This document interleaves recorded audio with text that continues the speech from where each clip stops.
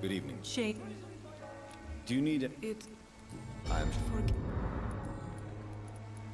Clayton Darby claims he will expose the crisis in Whitechapel to all of London. Do you believe him? I believe Clayton's courage will erode with time, until he finally leaves Whitechapel to start another fight somewhere else.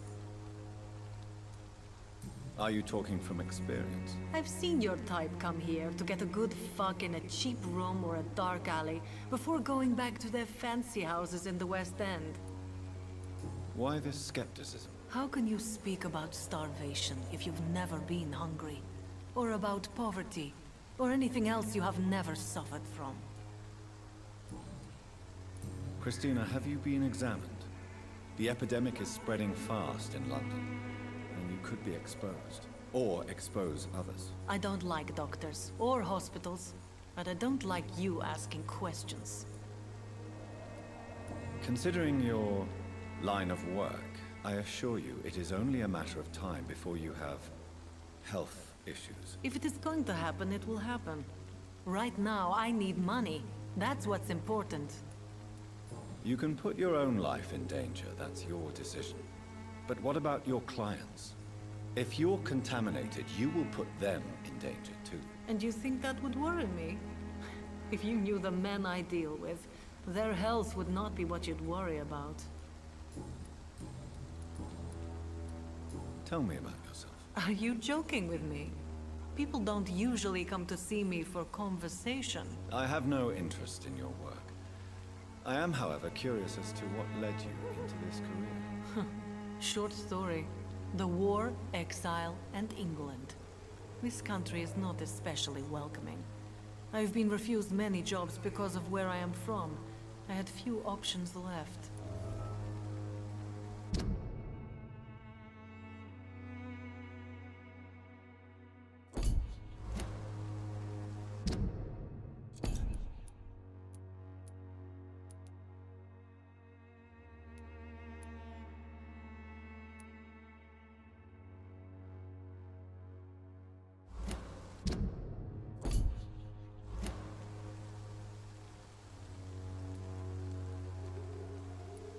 I always thought I was the master of my own fate.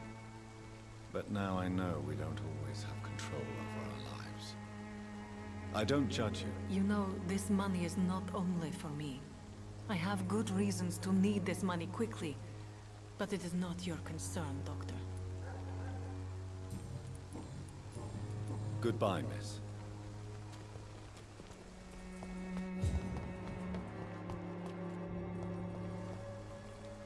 Good evening, Mr. It's fu- I have had enough.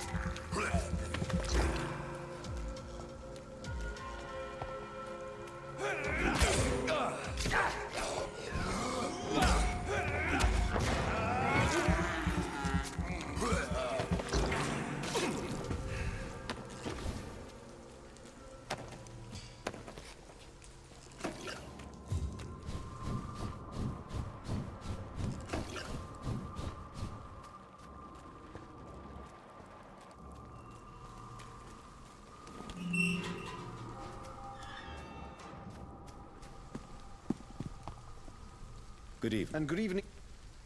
Do you need... It may... I am...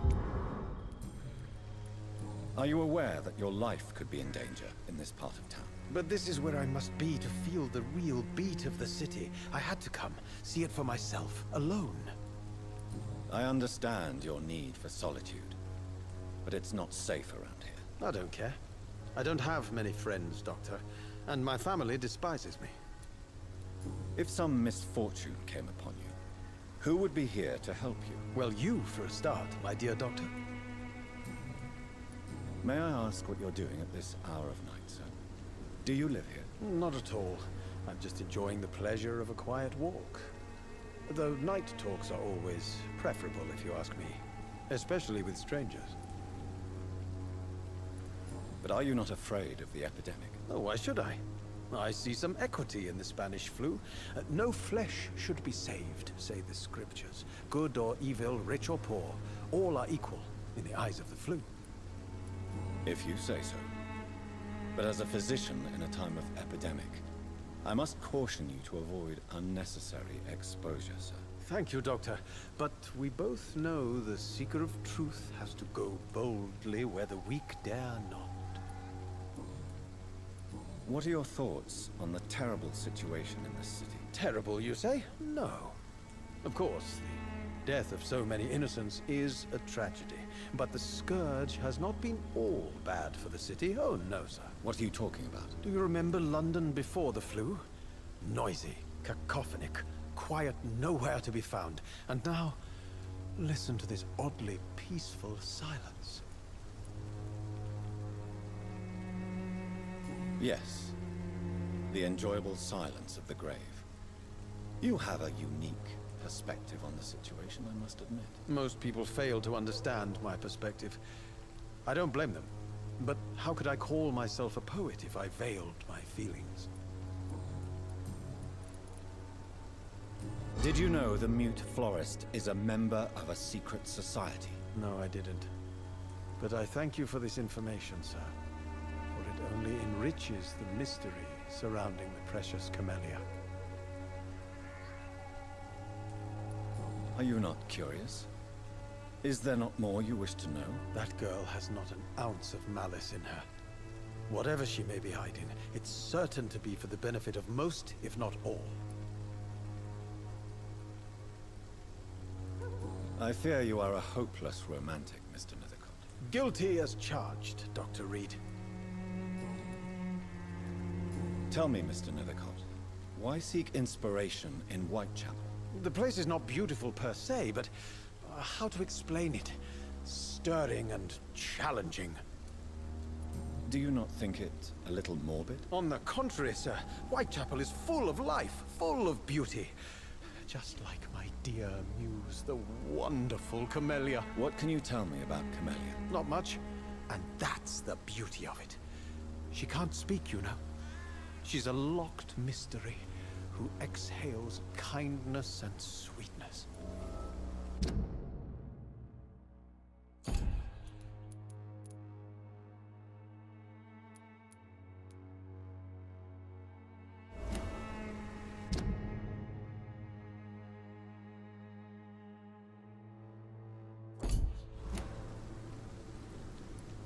Perhaps you're just afraid to find out the truth about your muse. One day, perhaps, I'll ask her to come with me. But will she still be my wild flower of Whitechapel if she moves uptown? And have you ever tried to learn more about her? Where she lives? How she survives? Whom she may know? Maybe I prefer she remains an enigma. Reality can be so dull, don't you think? In what way? The struggle by gaslight, the barren smiles and the arid hunger under the rain. If you say so. Such vibrant antagonism and vivid paradox, the stripped humanity raged across each street. Vivid, of course, yes. And what about the poignant distress? Oh yes, the poignant distress. You see what I mean, don't you? That's what I want to write about, and that's what Whitechapel is made of. You don't really make a living from your scribblings, do you, Richard? No, sir, I don't. I work so hard. I put all my time, my energy, my devotion into the precise carving of words.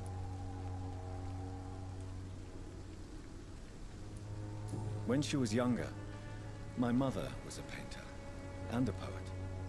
She told me many times how poor her artist friends were and how she helped them. My parents pay for my rent, my food, and my clothes. All I have to give them in return is lies they do not believe. You seem embarrassed. Someday I hope to proudly offer my first publication to my parents. Until that day, I'll remain the failure of a son they have to support.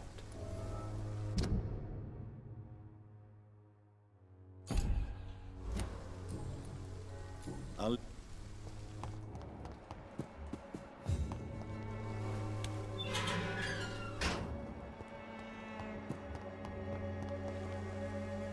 Good evening, miss. I'm Dr. Reed. I'd like to ask you a few questions. I know what you're thinking. A tall stranger who meets a girl in the street at night. It reeks of the penny dreadfuls. But I mean you no harm, truly.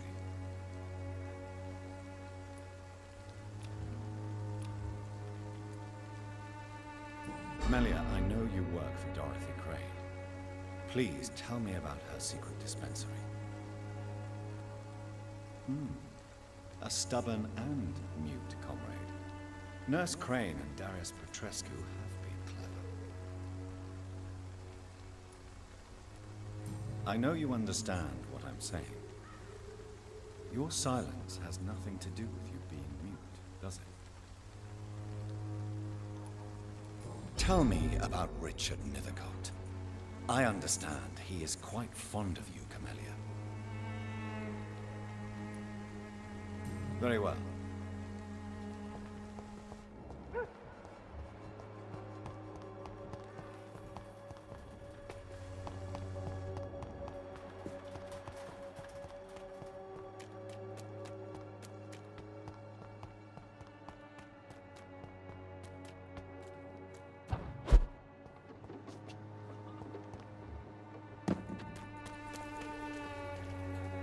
Good evening. Do you need a That would be no... If you... Thank you. Christina Popper claims she sells her body because she can't find any other work. Do you believe her? Of course I do. Her story is exactly what I want my readers to understand. We live in an intolerant and divided nation. Do you think things will ever change, Mr. Darby? I believe the situation can only improve. And now that women can vote, I'm convinced things will change. Why are the newspapers keeping silent about the Spanish influenza? It's as though none of you care. There's a war going on. People shouldn't be demoralized by news of deadly diseases. I served in France. Our top priority must be to put an end to this butchery. This war must stop now. Sir, streets are a battlefield too. An invisible and untold war is going on, and it must be stopped. Have you any idea of the danger you face in these streets at night? I've had to run and hide more than once from frenzied mobs incensed by the fever. Do you think the flu is really responsible for this, Doctor? That science is unable to explain the facts doesn't mean there is no rational explanation. I confess, I share your point of view, Doctor.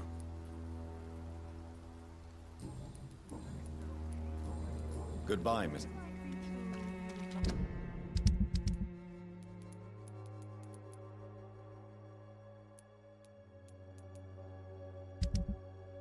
Thank you.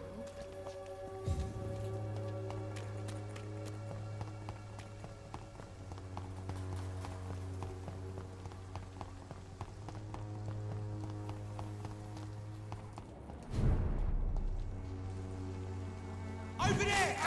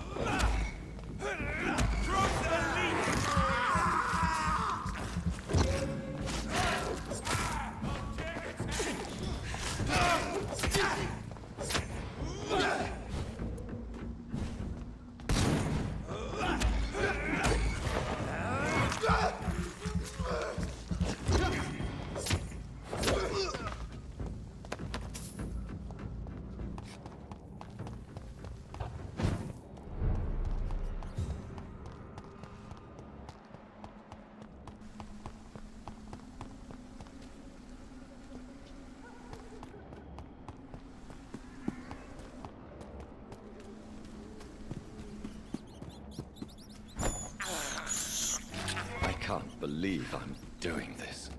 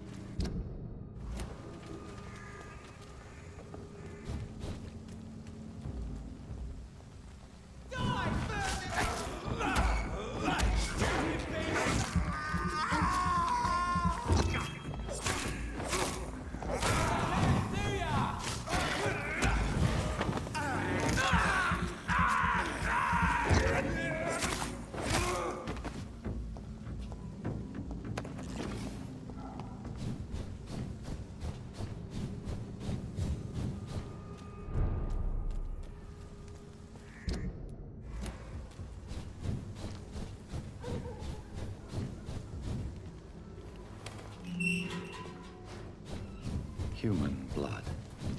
Whoever left these marks did so deliberately.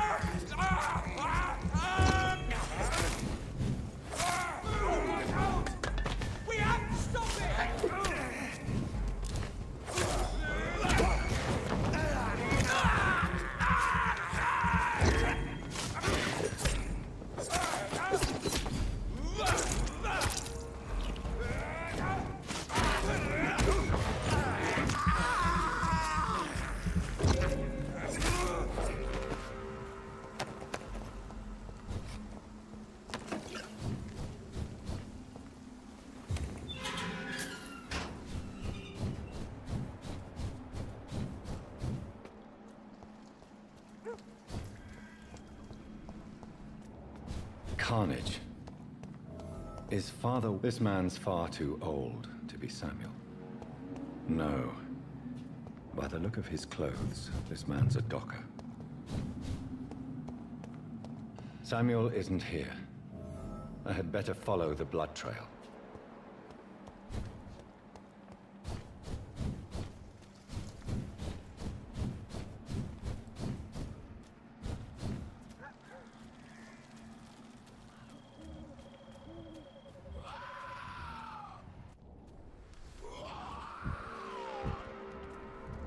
As I feared, Samuel no longer preaches the good word.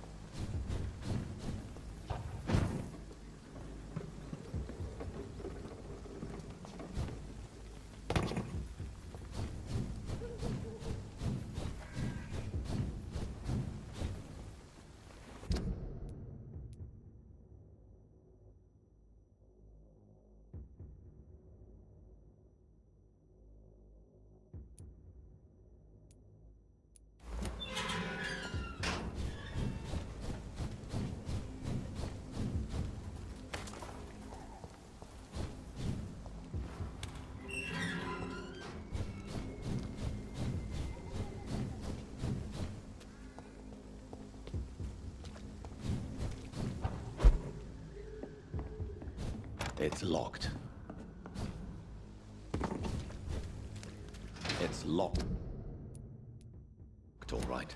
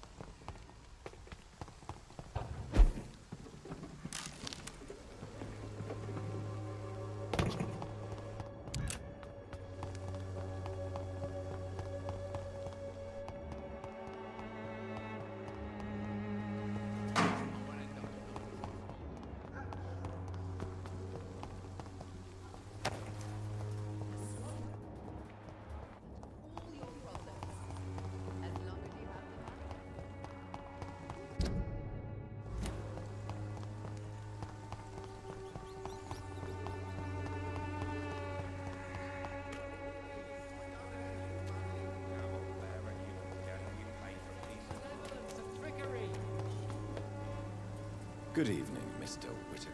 It's Father Whitaker, my son. So, are you still lost in your rational delusions? I have found Samuel, your disciple. I am afraid I have bad news. I already expected the worst. He should already have come back. He is dead, isn't he? Yes, he is now. The epidemic took him. Samuel steadily made donations to our cause. He would have rewarded you himself if you'd found me in that awful cemetery. Please accept this money.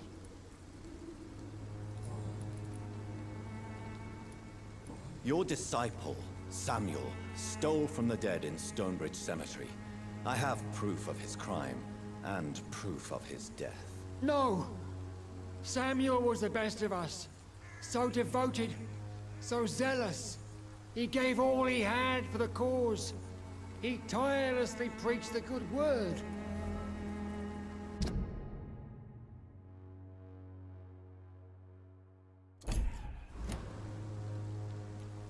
Your precious Samuel used you.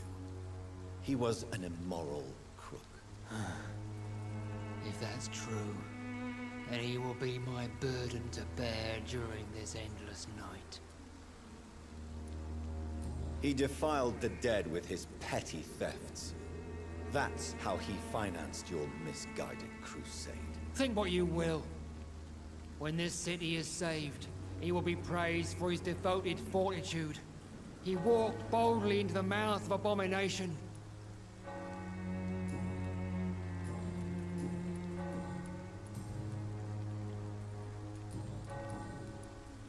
Tobias Whitaker, confess why you burnt those people alive. I have done what no one was ready to do.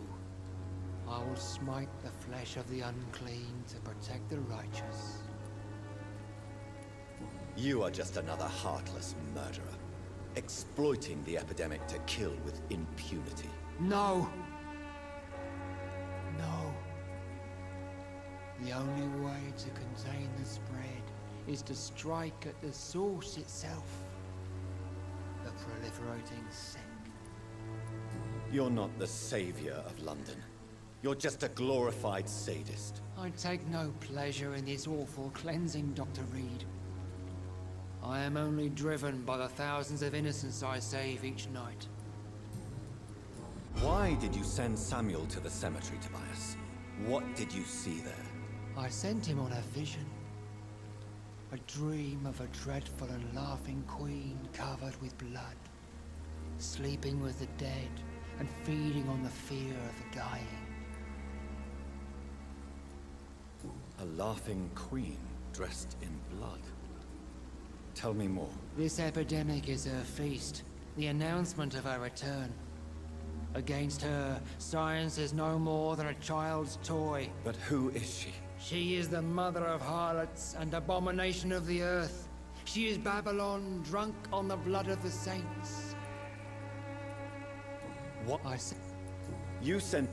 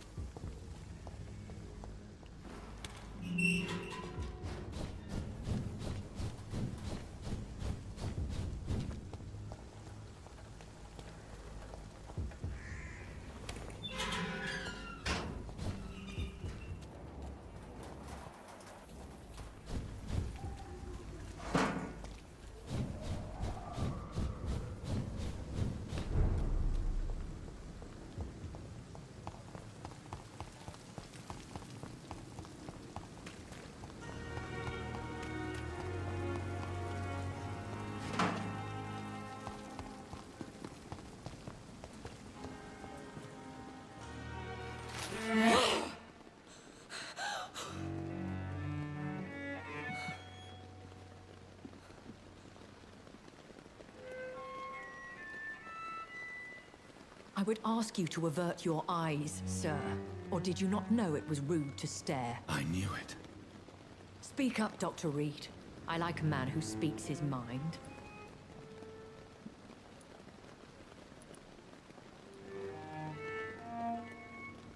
What prevails in the end, I wonder? The desire for blood, or to be of service to man? Spare me your sarcasm, Jonathan. You are but newly born in this world. So in the end, the accusation was true, wasn't it? The situation is somewhat awkward nonetheless. I have not been observed sustaining myself for many decades. I have to say I'm a trifle embarrassed. Anyway, I have concluded my inquiries concerning your blackmailer. I see. Please excuse my agitated state. Under normal circumstances, I wouldn't let anyone see me in this condition. I must confess I have not put an end to the blackmail, my lady. Unfortunately, I could not bring myself to do it. I'm so disappointed in you, Jonathan. I didn't expect this from you. Lady Ashbury, you yourself admitted how ridiculous the sum of money was. I can assure you, it was all used for charitable ends. Well, you are full of surprises, aren't you, Jonathan? All right, say I trust you. But you will still pay the ransom. That is only fair. After all, it was you who failed to bring this problem to a satisfactory conclusion. I believe I could agree to that. And since a lady always keeps her promises, I will now answer any questions you may have.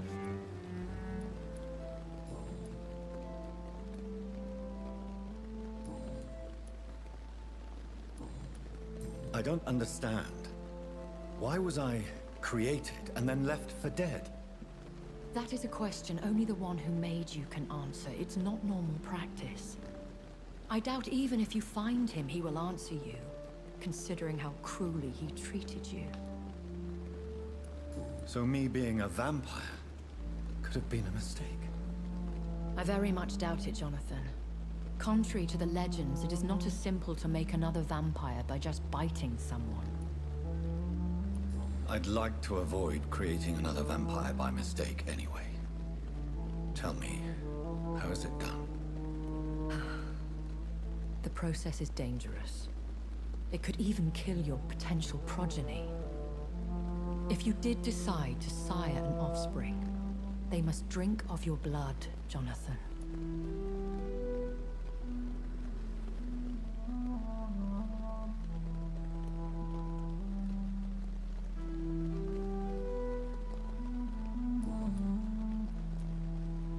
I've been hearing a voice talking in my head. Is this some kind of insanity? It feels like the voice of the vampire that created me. Hush. Tell no one this. It would be unwise to talk of such things amongst British immortals. Speak no more of your maker.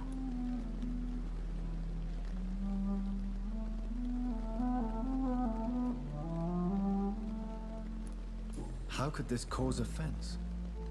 Only the powerful immortals can mentally call to their progeny. No vampire or hunter will sleep easy, knowing that an unidentified elder is stalking the streets of London.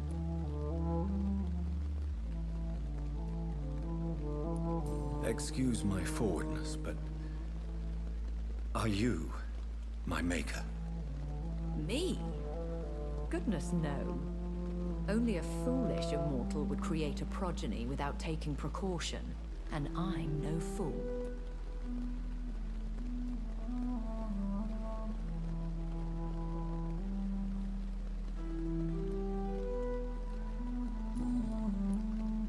A vampire? Is that what I am? What we are? Such a crude word, defined by penny dreadfuls and drunken hacks. No. You are now an Ekon, and that you shall remain.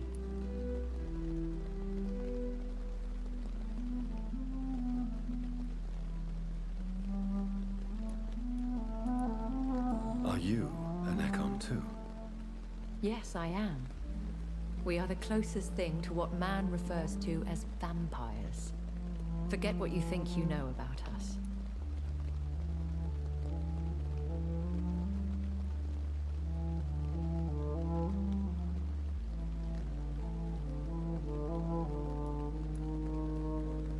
So we are Ekons. How can I identify us amongst other vampires? How to put it? All Ekon are vampires. But all vampires are not Ekon. We are but a branch of the immortal tree.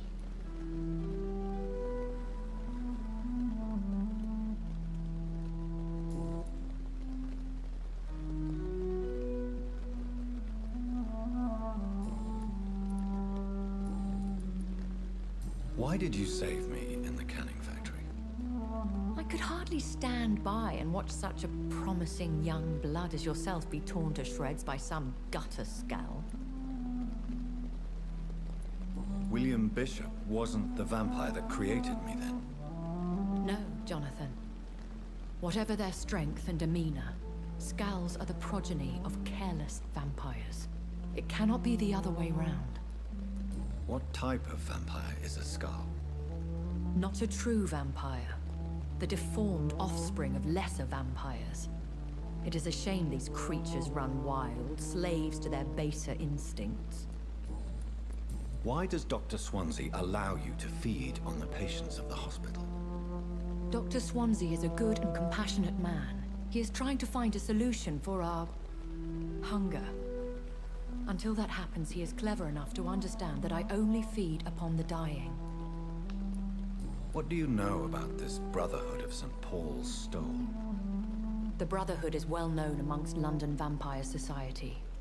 As long as our kind is discreet, and as long as they do not interfere, we have come to a mutual understanding. And no one suspected you of the murders? As you well know, suspicion has recently fallen on me of killing for pleasure. But you have my word, Jonathan. I take no pleasure in taking a life.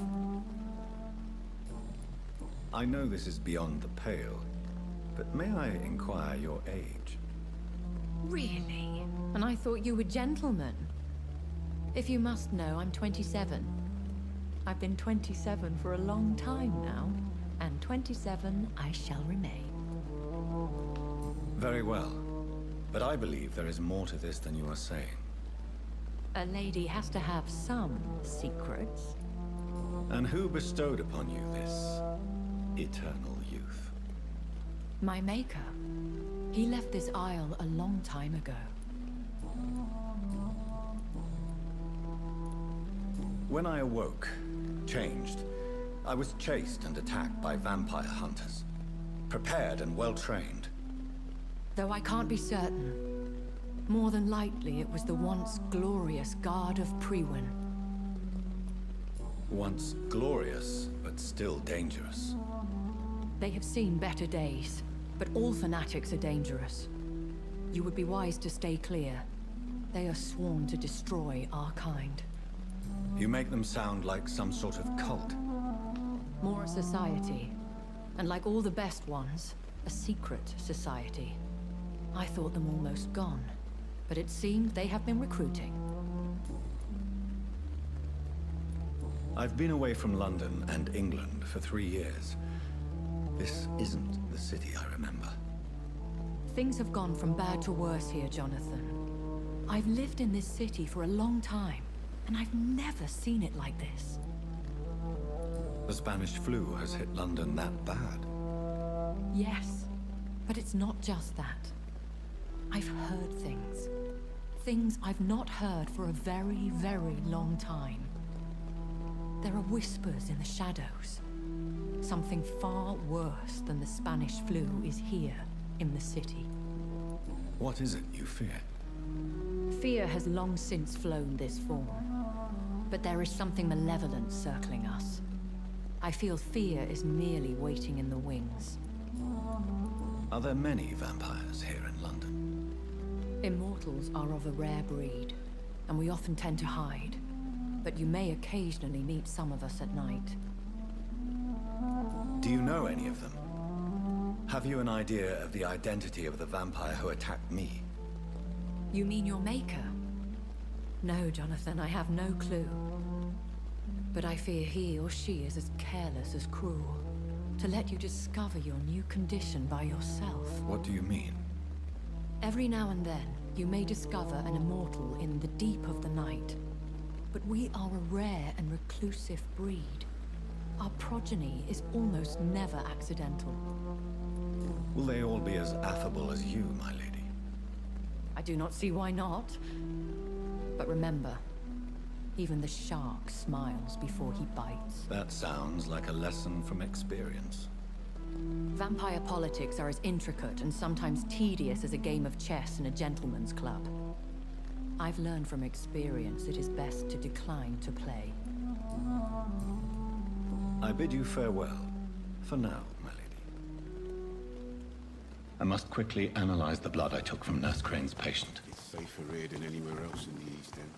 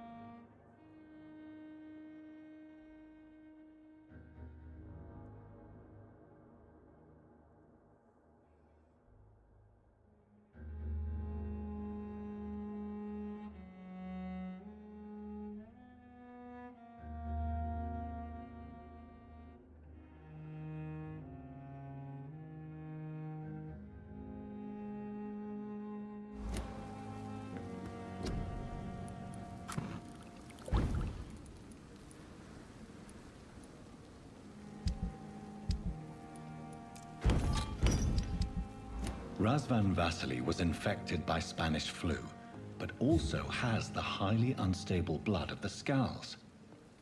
Is the London vampire epidemic transmitted through the flu? I should talk to Dr. Swansea about it.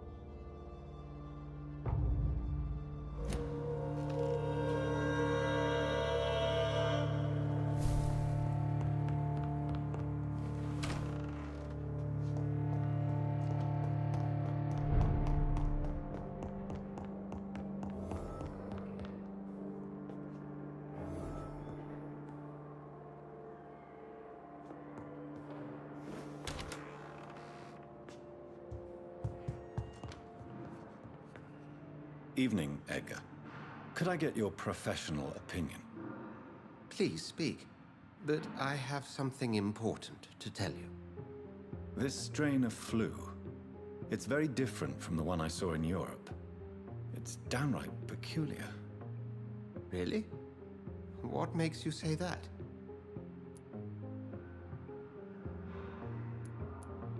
I've just looked at the blood of one of our recently deceased. I see. Do you have anything more to go on?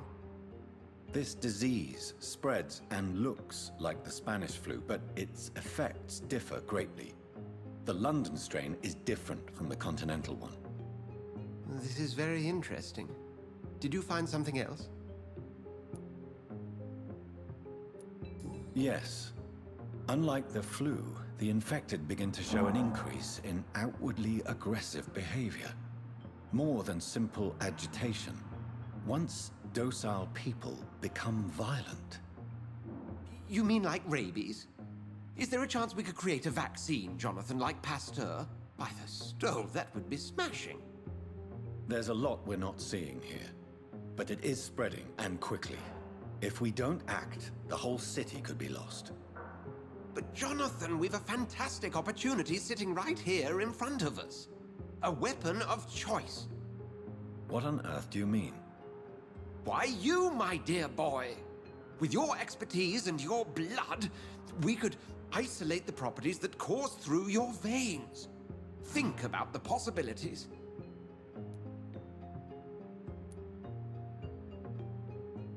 I admit it did occur to me. Blood seems to be the common factor in all of this. I totally agree. We're in uncharted territory here. Maybe it's just wishful thinking, but imagine the possibilities. We'll discuss this more later. Thank you for your time. No, thank you, Jonathan. But as I said, I needed to talk to you. I have some rather bad news. Yes? I'm afraid it's your sister. My sister? She's to be buried this evening at Whitechapel Cemetery.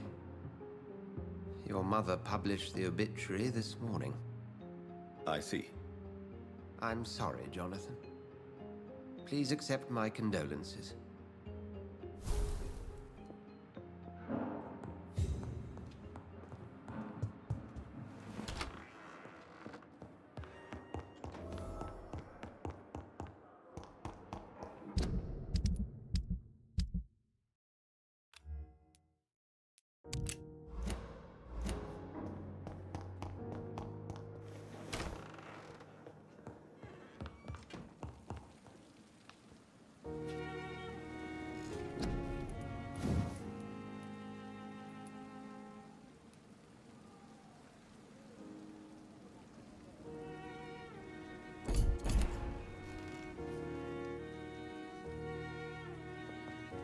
I never thought I would have to attend my murdered sister's funeral. Mary, I can't forgive myself. I'll find the truth about what happened to us. I swear.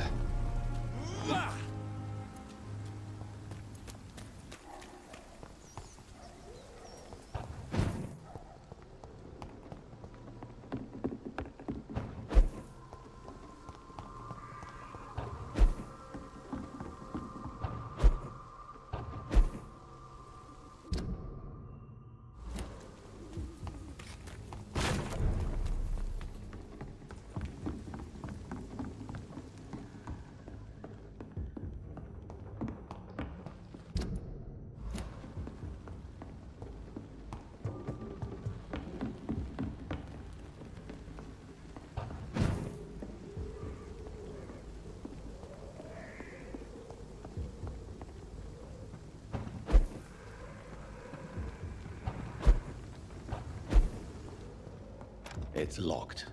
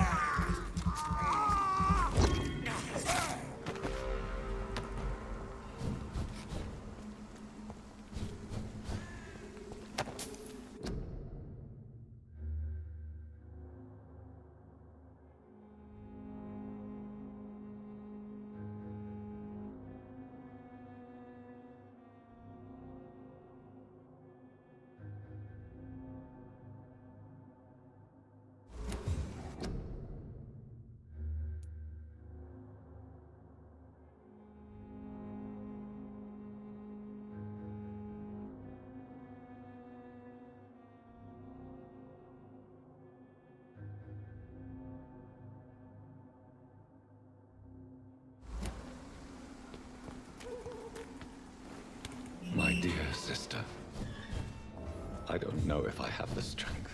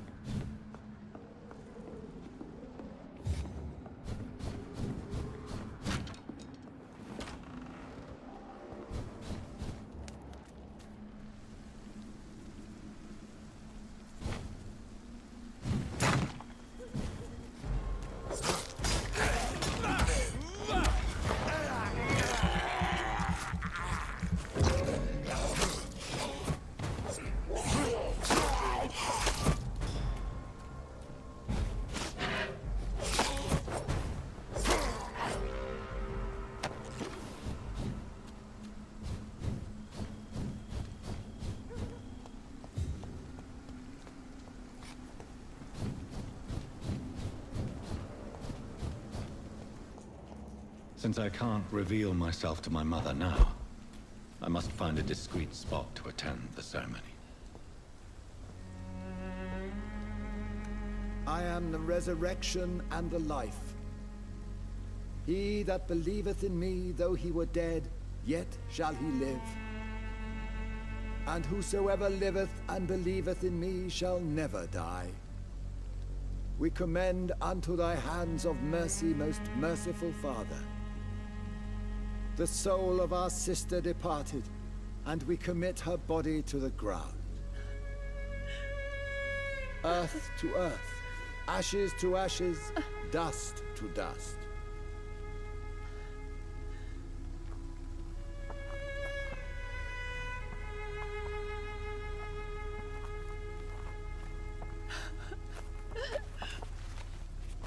Why kill my Mary and stick her here in this cold, god-awful place? These are the legal requirements for the epidemic, madam. Oh, Avery, I feel so tired. Please take me home. Yes, madam.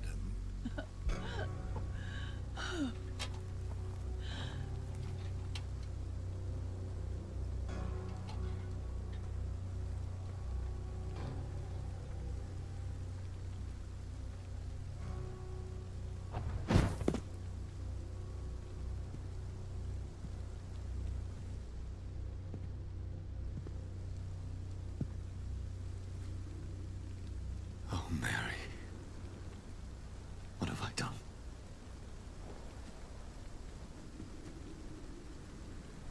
If I could only change one thing. One thing. This is a nightmare. Jonathan, there is nothing you can do but accept it.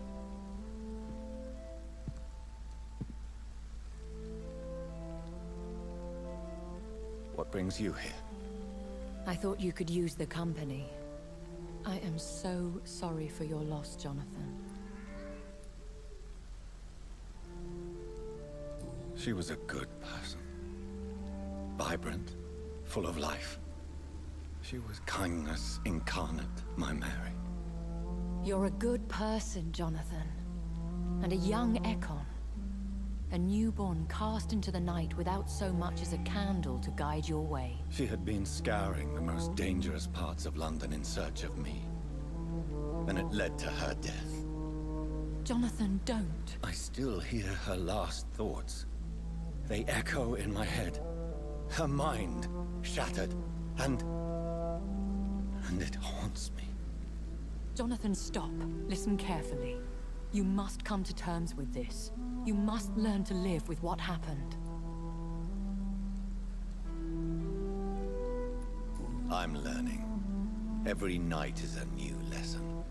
What I am, what I must do to survive. But my sister, she shouldn't have suffered because of my weakness. Don't you see? You're doing the work of our enemies, feeding your remorse. We are weakest when we grieve, and the guilt blurs our senses. And so this is why you're here. To warn me. You felt this pain yourself. You too have endured this. I don't want to lose you, Jonathan. I've lost so many friends. Loved ones I cherished. Pray for Mary's forgiveness, if you must.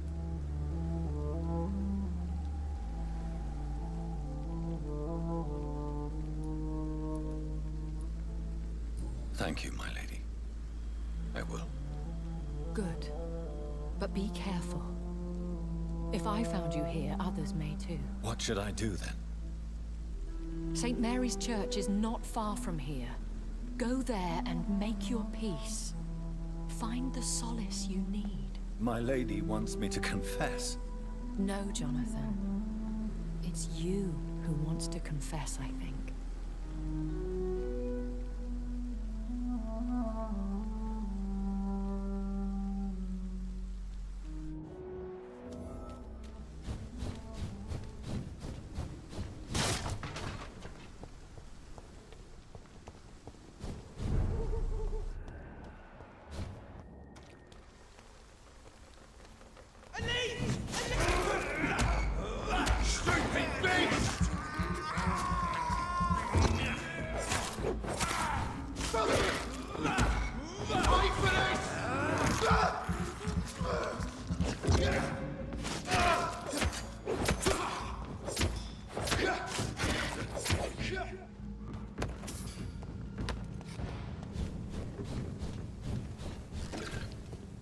And off to church he goes, a newborn seeking divine consent to lick the blood from the soft and pointy crown. Who are you? Make yourself known. Newborn, you reek of guilt and pointless compassion. Shed your skin, forget your old weaker self. What do you want from me?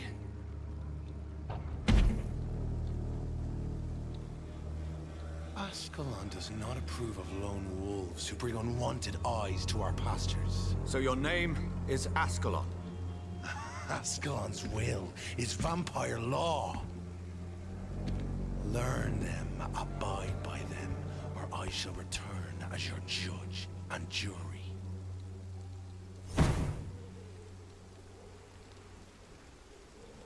These immortals try my patience with their plans and unsolicited counsel.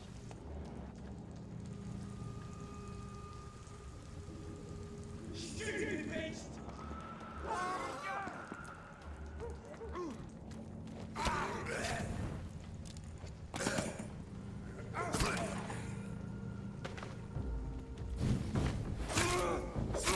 Watch it!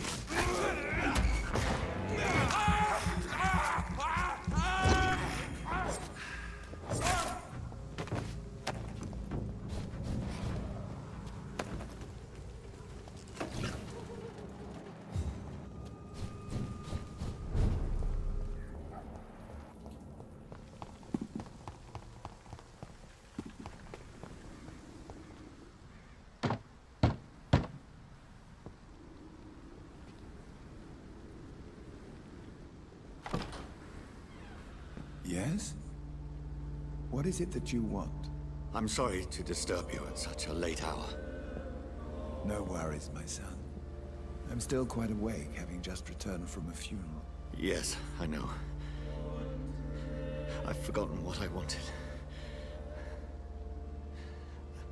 I don't know.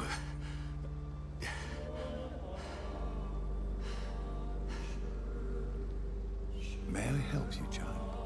You seem somewhat perturbed. I haven't the strength to cross the threshold. I wish to pray, to cleanse my soul. The church is shut by order of the bishop. But I'm still the vicar of St. Mary's, if that is any use to you, my son.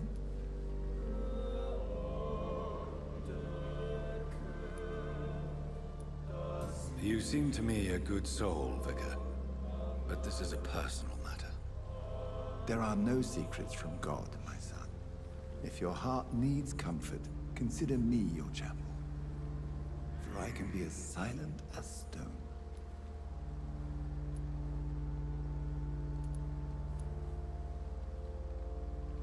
I've told you once. This is a private concern. Your eyes burn with rage, yet I see the pain that lies beyond. I am here to lighten the burden of all God's creatures. Whatever you tell me is between us and the Lord. Very well, priest. As you seem quite adamant. Open your heart, my son. Tell me what burdens you. With whom do you wish to speak? She was my sister. You seem so troubled by the loss of this girl. What happened to her? She was murdered. I see. And how are you feeling, my son? She died because of me. How do you think I feel? I have a final question for you, my son. This is of the utmost importance. Ask your question, Vicar. What words would you like to say to your poor sister? I'm so sorry, Mary. I promise to find who is responsible for all this. I'll put an end to this horror. You have been heard, my son, and your burden will lighten if your words are sincere. Go in peace now, and live your life in the way she would have wanted.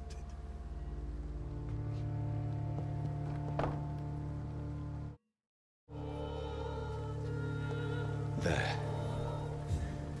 I confessed to that vicar. Do I feel better? Only time will tell.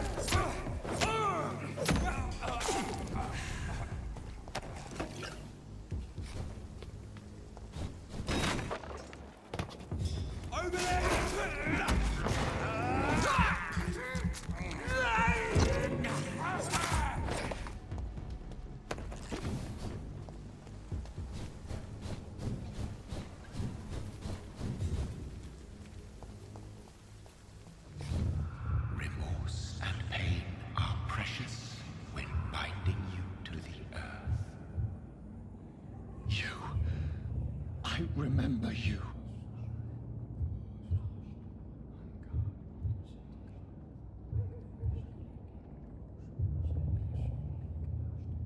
Fear be gone.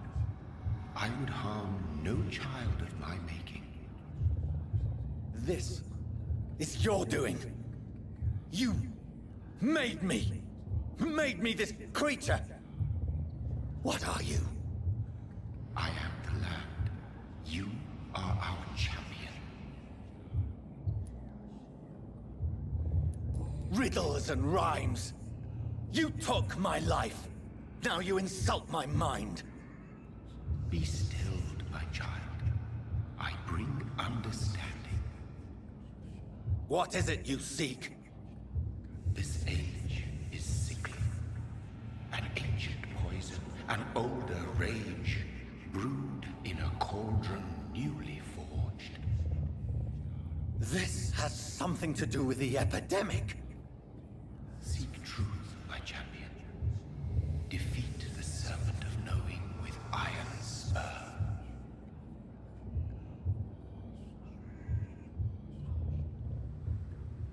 I've had enough of others making decisions for me, pretending to know how I should feel or behave. So the vampire who made me is some sort of disembodied entity? Or was he just projecting this vision in my mind? Maybe Edgar can help me with this one.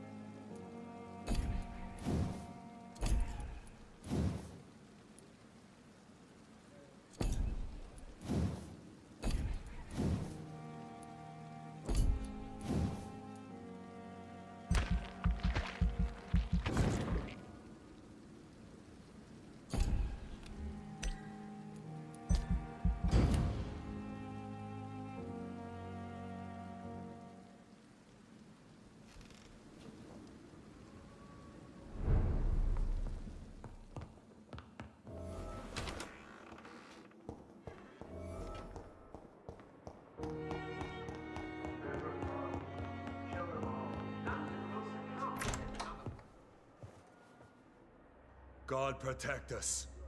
You've got a leech in the hospital. Yes, my hospital. My mission is to heal while you go about warring. You've set the table for a snake. I wonder why there's venom in your food. I'm growing tired of your song. You're a woodsman, McCullum, not a doctor. Return to your hunt. Remember, I've a good nose for machinations. I can flare the scent at a mile.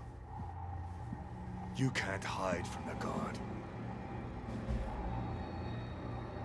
Leave him, Jonathan. This is sacred ground. Neutral territory. And I just had the carpet cleaned.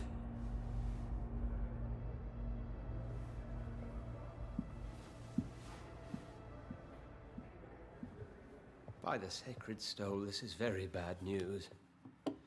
Bad news indeed. What happened? The hospital has been attacked.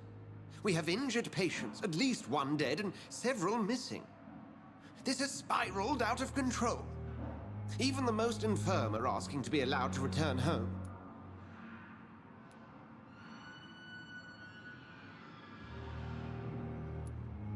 We cannot have the people lose faith in this institution. This hospital is their only hope. Of course, you're right. But we cannot afford a public scandal. It would ruin us. We must restore order, and quickly. You mentioned a dead patient. Who is he? She, Jonathan. She was Miss Harriet Jones. I...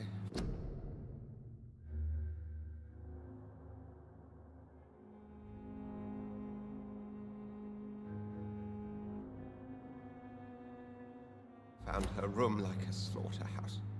Blood everywhere.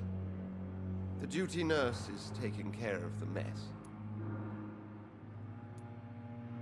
Very well. I'll help you. I know this place means something to you. I have noticed how you suppress your appetite when around the staff and patients. You need to know you can trust me, Edgar. I do, dear fellow, I do. Please then, tell me. Sean Hampton, the man we thought we'd saved at the docks. It seems he was infected after all. So Hampton became more beast than man. Exactly. And now Guard of Prewen suspects the hospital of vampire activity. Do you realize what that could mean for us? Do you really believe they would come for us here? In such a public venue? McCullum is a fanatic. The Guard will stop at nothing. You don't know what they're capable of, Jonathan. Very well. Since I brought Mr. Hampton here, I will put an end to this.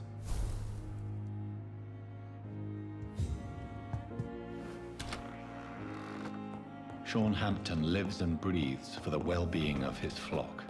There's no other place he would go but the docks.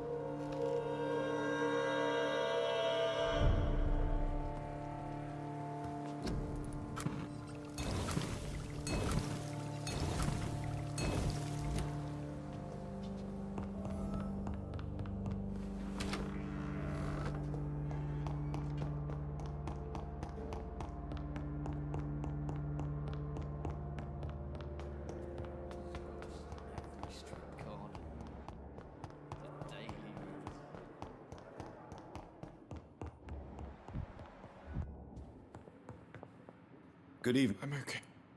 Do you need... You are not... And you have... I have to go now. I'm alright. Don't waste your time with me.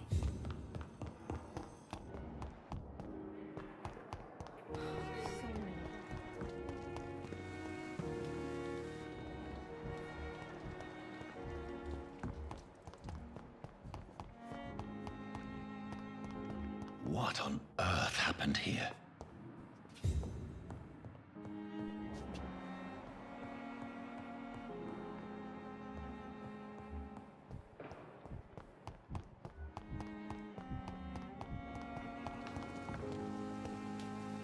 Oh, Jonathan.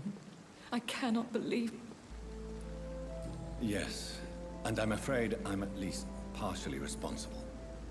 The man, the Scowl, I brought him here. Jonathan, how could you say such a thing? Forgive me if I feel despondent, for there seems to be no end to the suffering and death that surrounds us. I'm always here for you, Jonathan.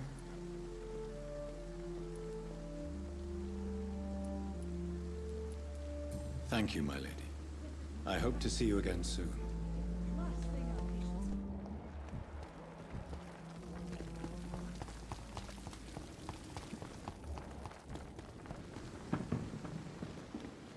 Good evening, Nurse Brannigan. Good evening.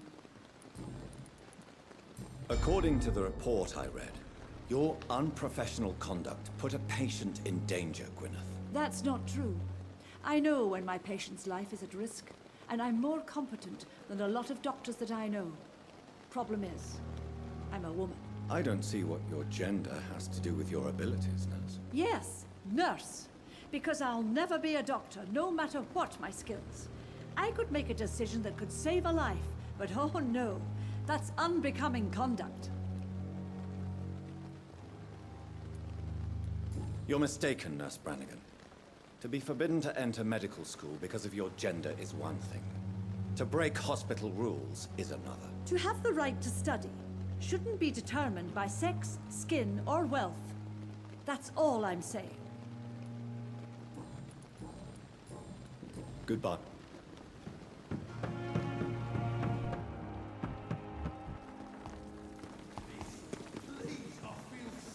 Good evening, Dr. Reed, any...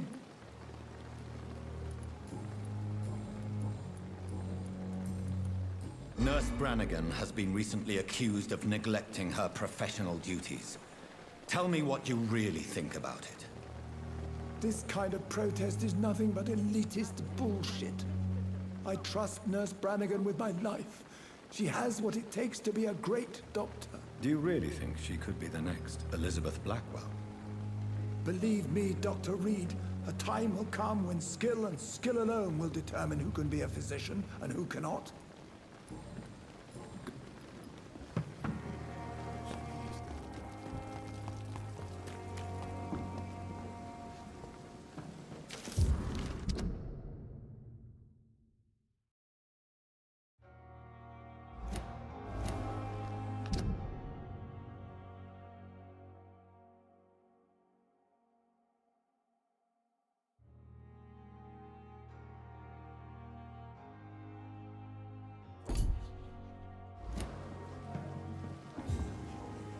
Hey, Doc.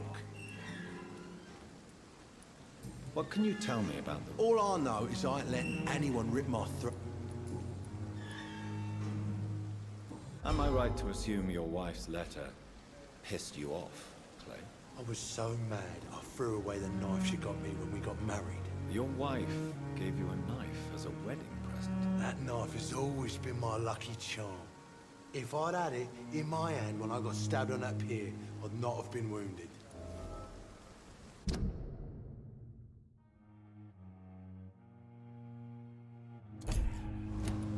A lucky charm? I never would have taken you as the superstitious type. We all have our flaws, Doc. Mine's to have my weapon of choice for when the really dirty business comes around. What can you tell me about your marriage, Clay? Marriage is the sweetest cage, they say. Well, I found myself locked in one with a wild animal. You mean your wife keeps you on your toes? No, I mean, we both have claws and we both love to bite. I'll leave you for now. Is this supposed to be an hospital? A pigsty? What?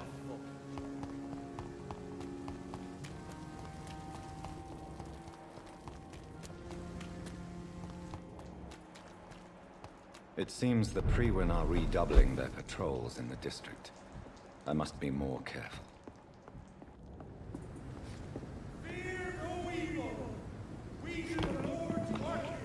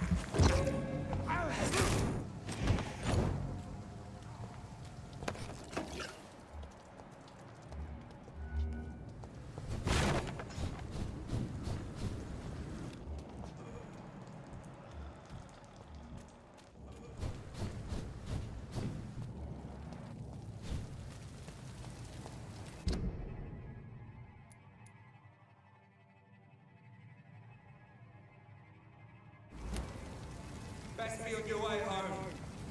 Crush the leech!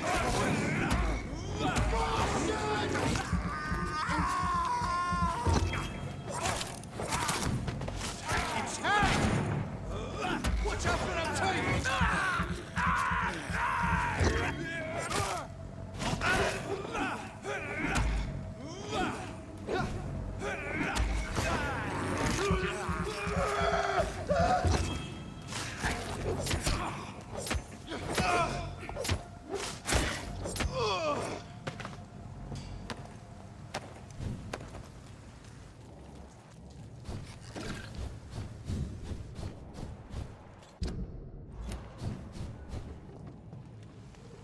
Watch yourself!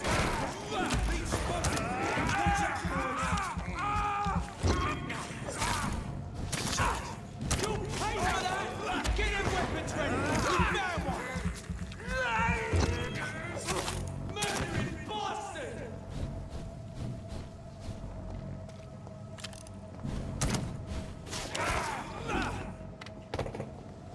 Doesn't like fire, does it?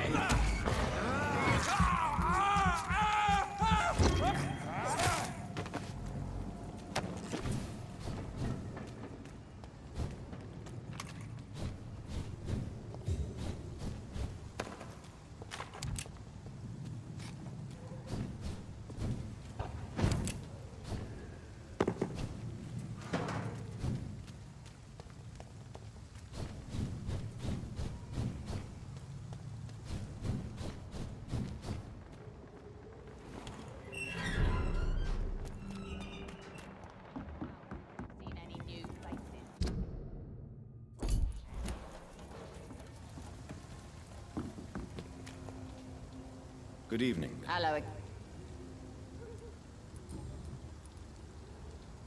Tell me your feelings about Booth's belief in monsters, Edwina. It makes him look weak in front of the boys, that's my feeling about it. But ghosts don't scare me. You don't believe he really saw something then? I don't care what he saw or not. All I know is that a real man keeps his fears to himself if he wants to be obeyed.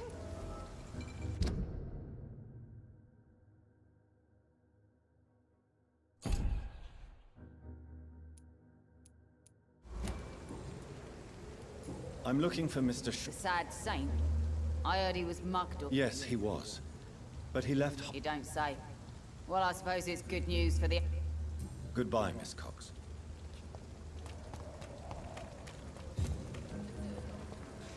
Mark my words, Miss. These murders are the work of a vampire. Not a drop of blood left in his body. This is the work of a vampire. I'm a tracker of these creatures. A Good evening, vampire dwarf. hunter. Best be off to your hunting then. What do you do for a living, Mr. Delaney? I'm hunting all these I drink. catch you. I drink in the morning and at noon. It's an old story. Why do you drink so much? Maybe it's because I prefer dying slowly. Death can be so abrupt. Personally, I like to see mine coming at my own pace. You sound very sad. That's because I am Doc. Don't you work at all? I'd love to, but I don't have the time. Didn't I tell you? Drink in the morning and at noon. I drink at night. Is there anything in particular that you like about this part of town? Except for the cheap drinks, I mean. How dare you say such a thing? I love this neighborhood. So friendly. So joyful.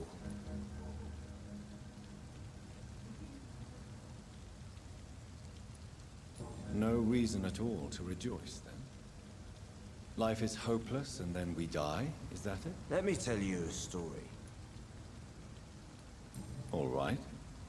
Go on. A few years ago, when I believed a resolute man could change things around here for good, a tragedy occurred nearby. What kind of tragedy? It was a bomb. A bomb that exploded and killed many people. Metal and blood everywhere. Shouts, fire, broken window of the shoe shop, the torn street light. You lost people you loved that day, didn't you? I've lost everything. But you know what the worst part is? I don't even remember where it happened. I've drunk so much to forget it. And now I can't remember where it was. I can't pay my homage to the dead. I'm sorry, Mr. Delaney. It's okay. If you ever find the place, just leave a flower for me there. Even if you tell me where it is. I'm not sure I'd memorize it. Is there... What? Cynicism is the polite way to express.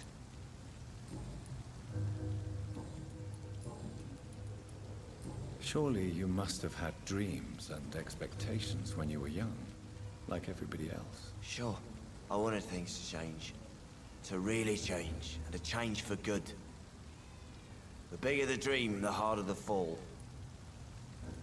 Sounds like you were an idealist, which is honorable. No, sir. I was an anarchist, and I believe that exclusive property is a robbery in nature. I wanted a new world to rise from the ashes, Dr. Reed.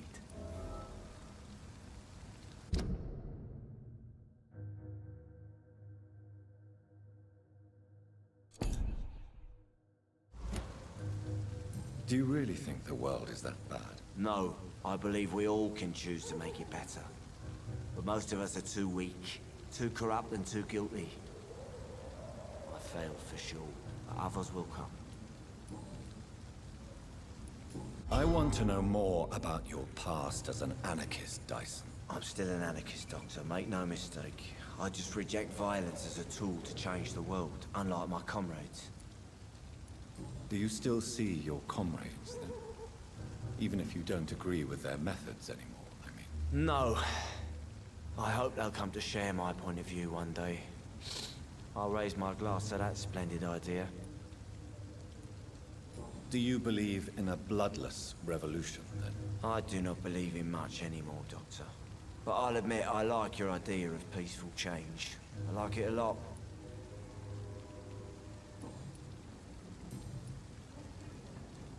I'm looking for... I really don't know. I heard he'd been abducted. Who could? About a sad saint. Goodbye.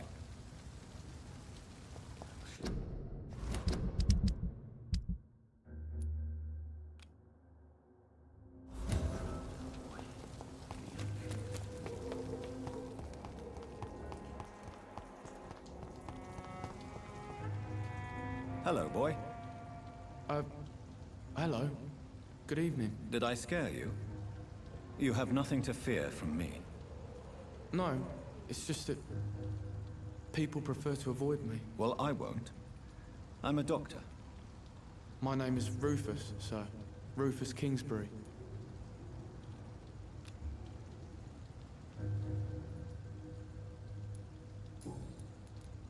What can you tell me about this region? It's all about staying out of trouble. But since most people prefer to avoid me, it's pretty easy. Why do people avoid you? They call me Rufus the Curse. Around here, I'm a bit of a bad luck charm. Have you ever thought about leaving? Where else would I go? At least I know these streets and some people around here. This is my city, for better or worse.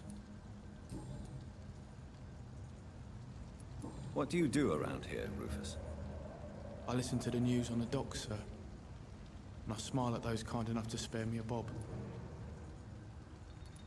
Do you have a job? It's hard to work, what with my head and all. Since I was a boy, I've always had trouble remembering what I do and why I do it. What do people say about this place? Things have been tense between the wet boot boys and the communists.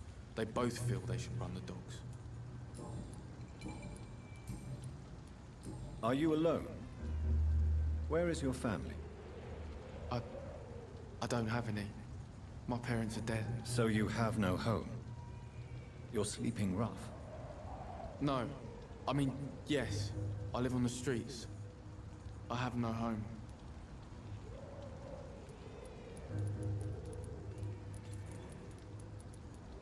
This city has abandoned so many of its children. It's tragic. I've known worse. I'm not all alone. I have Mrs. Fishburne. She's been very kind to me. Why do you think she's so considerate? I can't say, sir. I guess she's a good soul. Sometimes it's like she replaces the mother I lost, even if we're not related.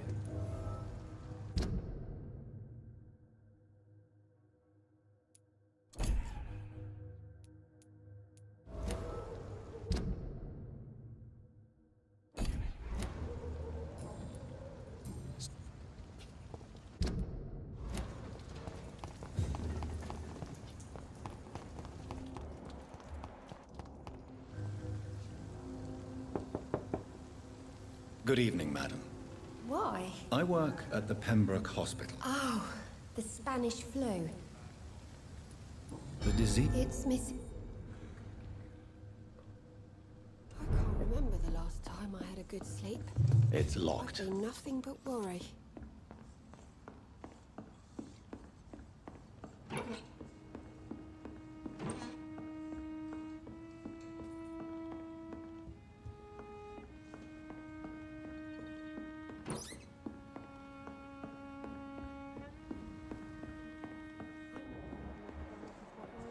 Most these days. So you have questions about the... Yes. Forgive my rudeness at the door. It's just... The orphan that regards you as a mother. Please tell me about him, Stella. You mean Rufus? I wish I could do even more for the poor boy. Most people are so selfish. But you're not. Years may have passed, but I haven't forgotten how it feels to go through days with nothing but an empty stomach. How is life around here? Life has always been hard in the East End. But it's everywhere nowadays, isn't it? Do you think the increase in violence has anything to do with the epidemic? Don't know. But it's most likely linked to the gangs, if you ask me. Recently, it's like everyone has had to pick a side. Violence has always fed on poverty, don't you think? It's a cruel law of the human condition. And selfishness is their rotten fruit. These days, you can just die in the gutter and no one will bat an eye. May I ask what you do for a living, Mrs. Fishburne? Since my husband died, I worked at the Dawson Rope Factory, but it closed before the war. I occasionally help at the night asylum, in exchange for food.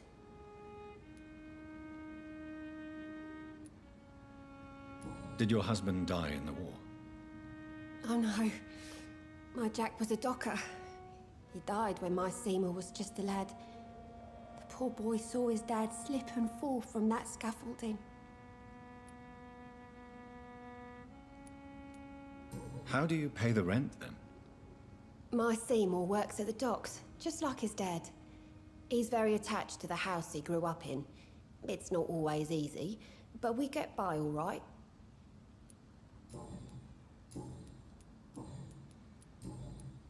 Goodbye.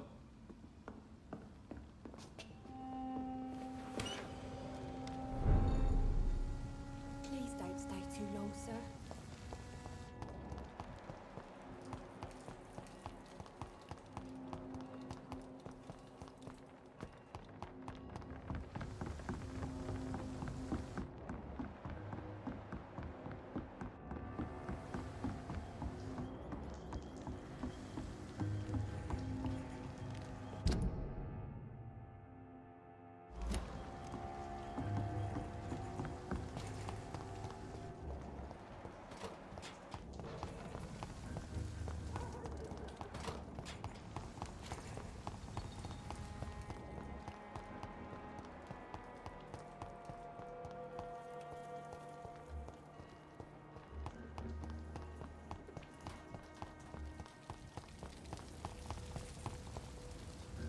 Good evening, sir.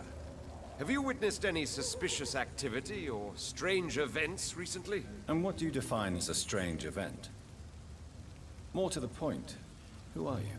My name is Ichabod Throgmorton, vampire hunter extraordinaire and warden of the East End. A vampire hunter? Really? I know what you're thinking. I'm just another lunatic howling at the moon, but I'm not. The bloodsuckers exist, and they're close. Mr. Throgmorton, I'm Dr. Jonathan Reed. I'd like to hear more about these vampires you're hunting. A man of science? Well, I'll be glad to enlighten you.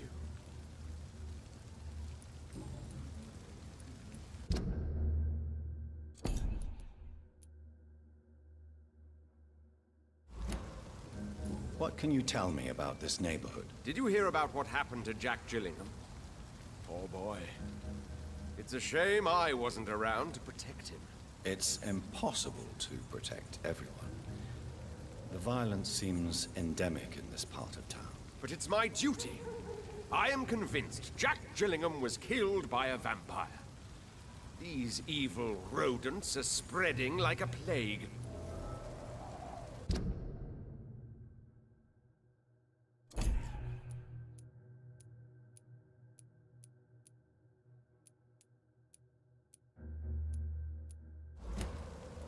So, how exactly are you protecting these people? I'm curious. I patrol late at night, investigating anything unusual. I try and encourage people to stay indoors, but people are careless. Can I help in any way? Actually, yes.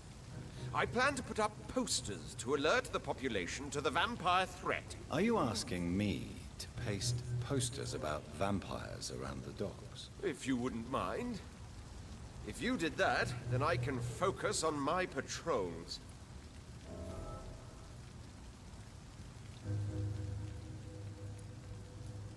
How do you identify a vampire? It's simple, really. They can't stand daylight. They're afraid of garlic and holy symbols. They also cannot enter a house without being invited. Have you ever killed one of these creatures? Yourself, I mean. Of course I have. What kind of question is that? It's a dirty business, believe me.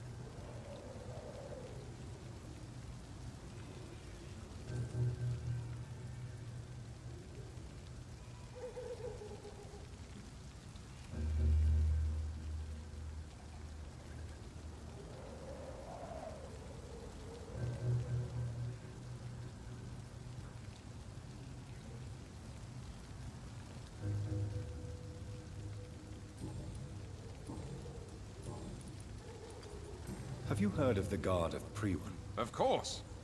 They're dedicated hunters. A little militant for my taste, but they do let anyone join.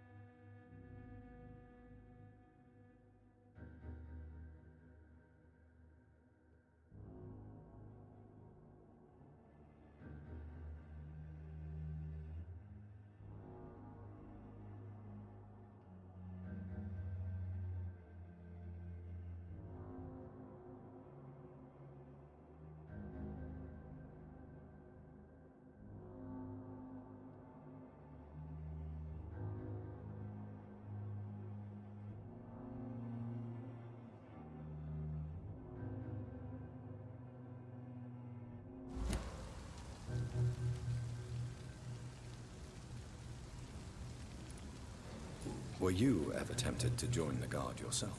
I did think about it, but I'm more of a silent hunter. They're more of a sanitary militia. So you hunt alone? That sounds risky. Vampires are just like every other predator. They hunt when they're hungry and follow certain patterns. It's just a matter of observation and patience. Goodbye.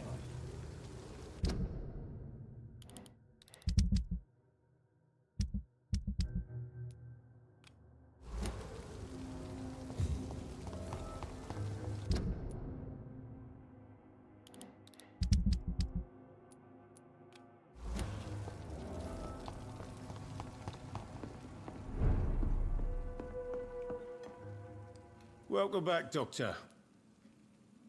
Tom, I need to find Sean Hampton.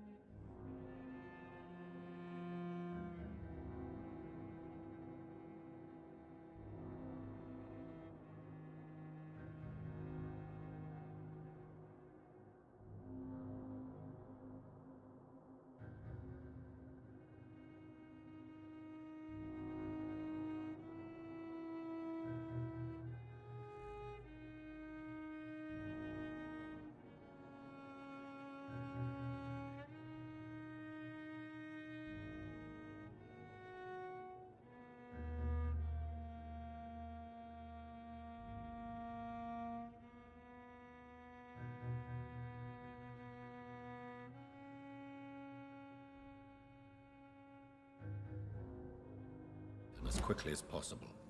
I've been told you could help me. I heard the sad saint was recovering at Pembroke Hospital.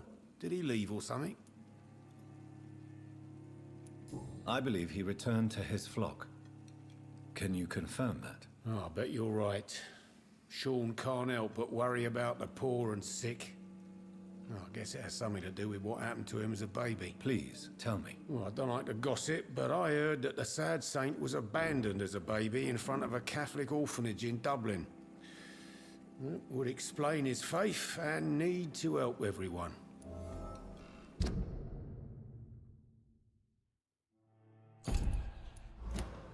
The important thing is I find him, quickly. Why not try his night asylum? He takes care of those who need a meal or a roof there. Where is it? It's in an old warehouse. Look. What can you tell me about this part of town? It's not that bad. Thanks to people like the sad saint at the East End. Who? Sean Hampton, our own private holy figure. Few are foolish enough to make peace with the gangs. Sean is one of them. How is it you can keep this place open? This part of town doesn't seem particularly safe. Well, since everybody needs a drink, my pub is considered neutral ground by most groups. Since I'm here, is there anything I can do? Well, perhaps, Doctor. Peace partly depends on my stock of gin. And with the epidemic, my supplies are running low. How could a physician help you in this matter? I have a small warehouse just past the quarantine line. Perhaps, with you being a doctor, you could go there and come back? Doctors aren't immune to disease, you know. Very well. Show me where it is. I'll see what I can do. Oh, thank you, sir. Here's the key to get in. You're about to save many dry throats. I see. So you get pressure from all sides about how this place should be run, do you? Or something like that. Nothing that a few wise words and a bottle of gin can't solve. You're something of a figurehead around here. I'm only pouring alcohol for everyone to forget their troubles. Sean Hampton is the one giving them long-term hope. Goodbye, Mr. I should just run as far away from this place as I... Evening, miss. Well, I never. That's a first. Customers who make that much mess rarely come back. Never mind in fancy togs. I'm much more myself than when we first met. By the way, I'm Jonathan, Dr. Jonathan Reed. Welcome back to the Turquoise Turtle then, Doctor. I'm Sabrina Cavendish. How can I help you? What can you tell me about this area? People don't appreciate that line of questioning round here. You best be more careful with what you say, sir. You look concerned, Miss Cavendish. This is a bad borough. Most people I know are afraid. Most locals will rob you blind, or worse. You best mind your step.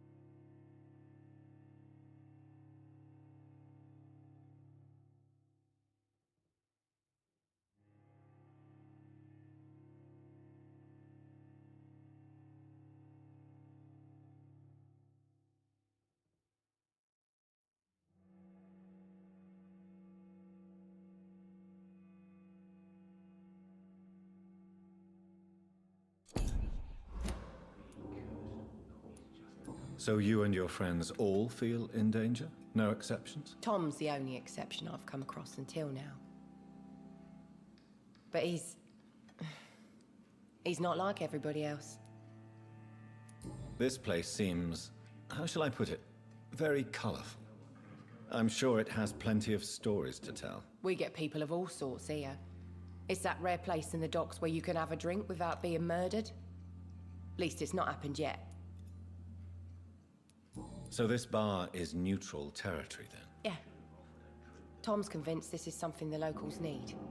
No one ever draws a weapon here. That's one of the reasons I accepted the job. Your boss must be quite the negotiator to force such an agreement. Yeah. Tom's a great bloke. Mr. Hampton, who runs the night asylum, he's the only other man that's able to keep peace around here. Excuse my curiosity, but where exactly are you from, Miss Cavendish? Something bothering you? What, my name? Or my complexion? Believe me, I never judge someone on their place of birth or the color of their skin. If that's true, you'd be one of the few not to make fun of me. Just you, Tom, Dyson, Miss Fishburne, and of course Mr. Hampton. I'm sorry if I worried you. I was just curious to find out if you know this part of town well. Nosy. My dad was a sailor from Bombay, and my mum was a maid born up in Glasgow. They got married in London. And here I am. Goodbye. The epidemic, no one dares go outside.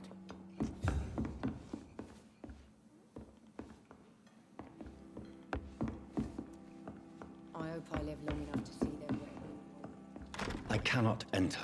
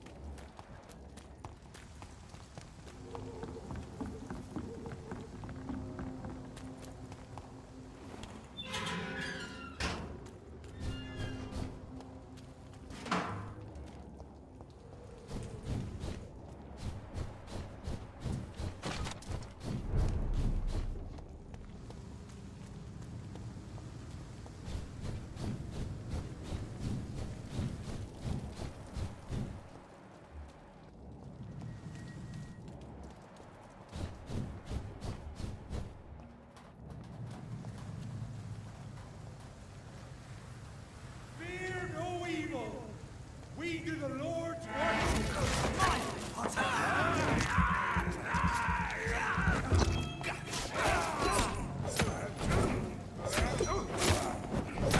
We have to stop it!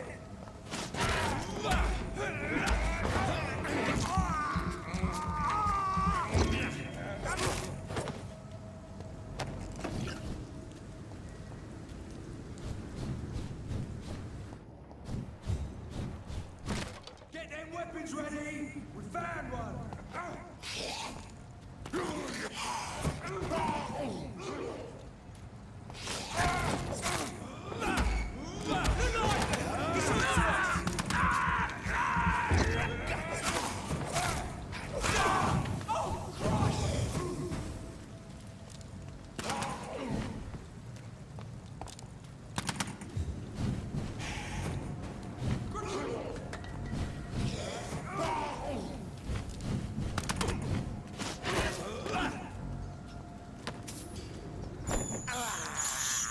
I have this thirst for blood.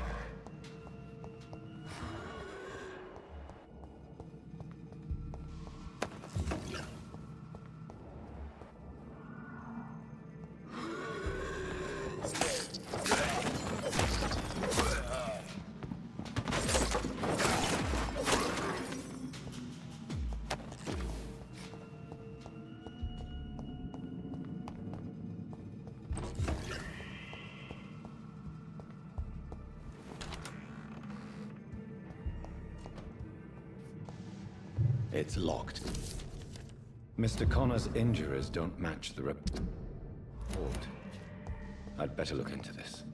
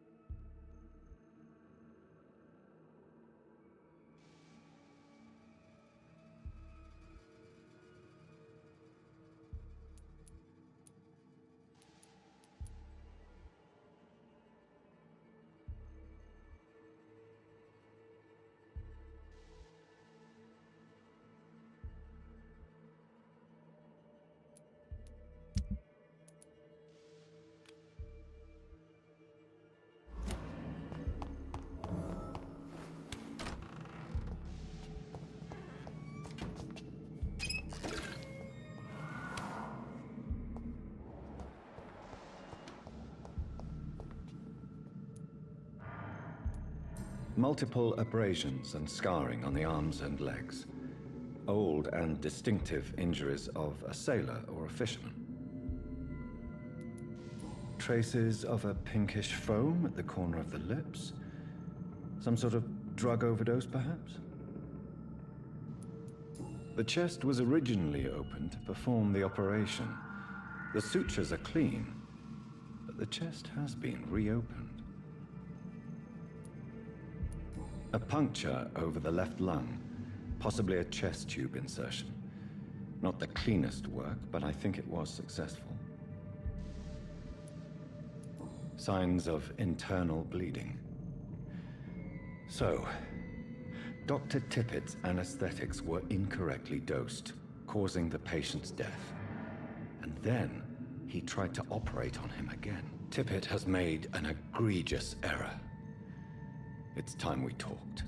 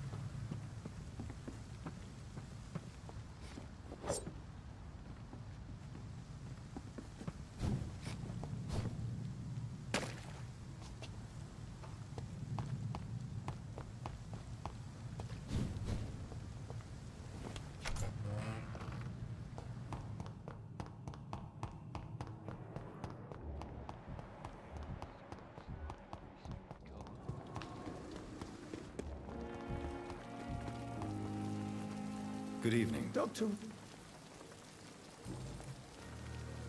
Corcoran, I want you to tell me about Mr. Connor. How did he die? What happened? He was my patient. He died because of my mistake. That's the blunt truth.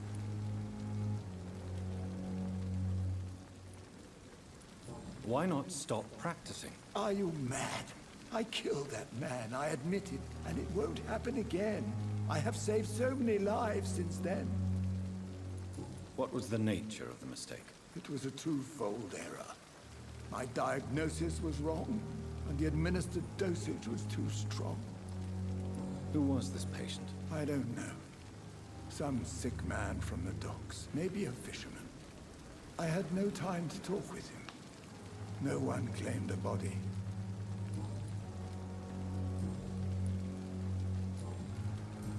Goodbye, Doc.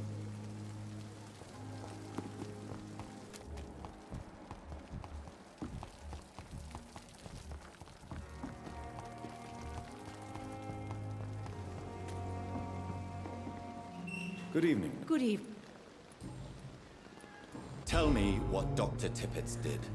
I know his mistake caused a patient's death. If I had not covered up his error, Dr. Tippett would have been fired from this hospital. I could not let that happen. You can't allow your emotions to dictate your conduct concerning patients, Nurse Brannigan. Look around you, Dr. Reed. Do you really think we can afford to lose a brilliant practitioner like Dr. Tippett's in our situation?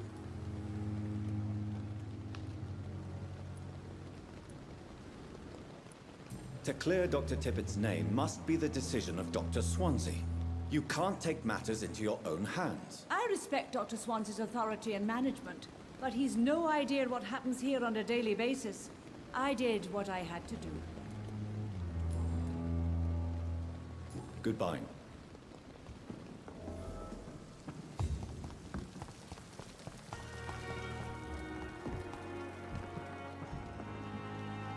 Good evening, Dr. Reed. I will cover for you, Dr. Tippett, by keeping what happened to Mr. Connor to myself. I don't know what to say, actually. I can't exactly force you to become my accomplice. You didn't force me. This is my decision to make. I believe you're still of use to the hospital, considering the situation. Then I can make you this promise. As soon as the epidemic is eradicated, I will resign.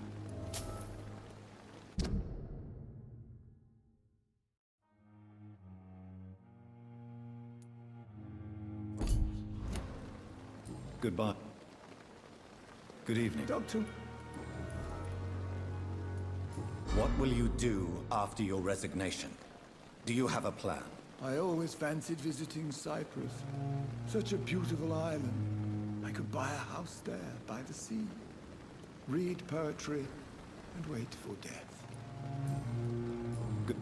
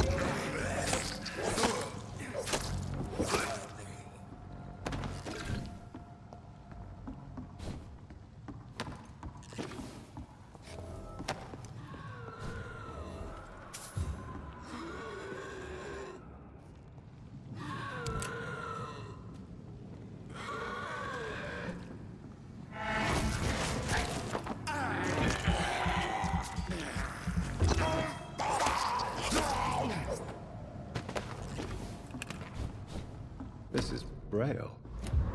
I need someone who can read this.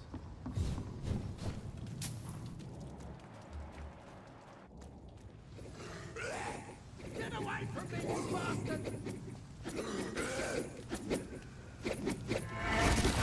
Get the fuck out of here, you bastard! What are you, people, huh? You won't get me here! Get out!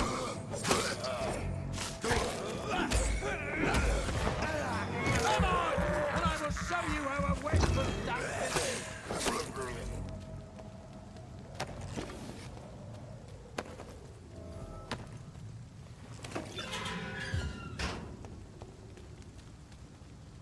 Are you all right, sir? What are you doing in a place like this? I'm not sure that's any of your business. I hope you realize that staying here will put your life at great risk. Pah! I'm not afraid of these guards of Priwen, or whatever these thugs call themselves. I can still kick some respect into those youngsters. I wasn't specifically referring to them, but are you really after these men? Why? They took my boy! I've had no news since he joined that crazy gang. So I decided to come and find him myself, to get some answers. I see. But as I said,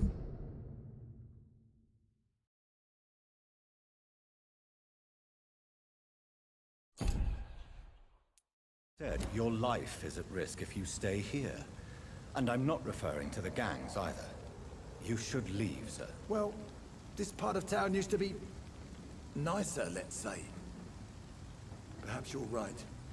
This isn't the best way to save Andrew.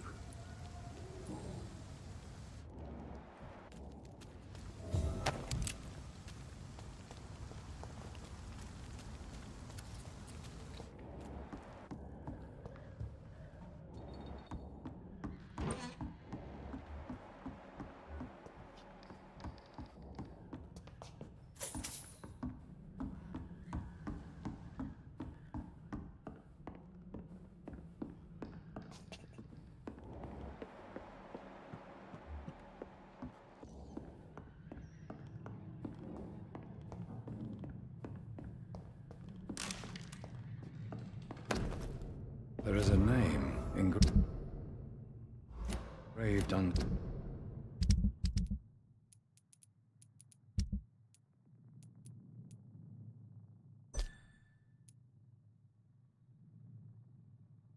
the blood on the back of the case. Jack Gillingham. Maybe I should return this watch to his family.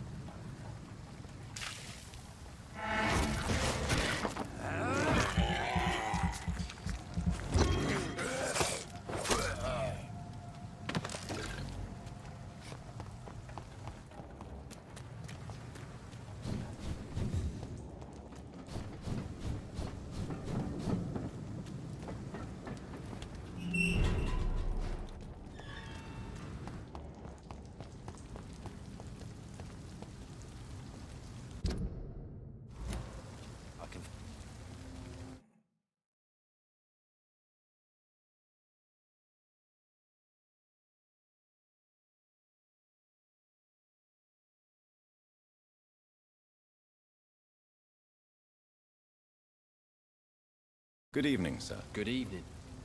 Why must it always be a good evening? I was just being polite. I'm Dr. Reed. I'd like to ask you some questions, if I may. Don't like questions. Or doctors. And the name is Seymour Fishburne, if you must know. What can you tell me about this part of town? A shithole filled with maggots. Liars and thieves, all of them. Are you thinking about someone in particular? Nope. Hate them all. Especially these petty, whining little shitbag beggars. Is there no one who deserves your leniency, then? Well, Tom from our local is somewhat of a decent bloke. At least, unlike most maggots, he knows how to listen without opening his trap. What's your occupation? I take care of my mum. It's what I do. She's the only good thing in my life. Even though I don't treat her so good. You seem upset. Is something bothering you? I lost the necklace I bought her. I'm a fucking idiot. A worthless idiot. Sometimes it's hard to be a good son. I just wanted to smile. No, I was thankful for her patience, appreciated like... God knows she deserves it. Goodbye, Mr. Fishburne. Hypocrites, all of them. Maggots and liars.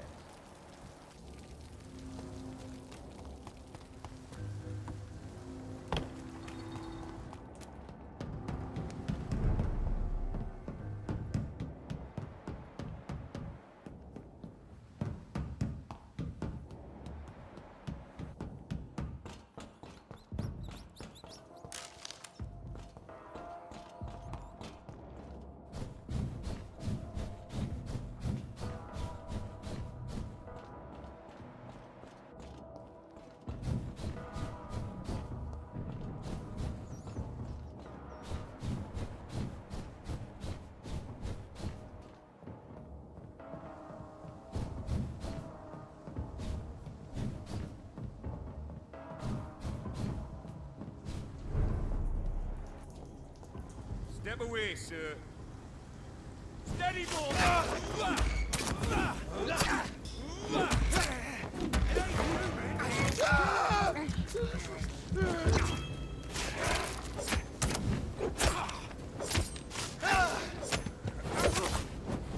Shit, that leaks fast!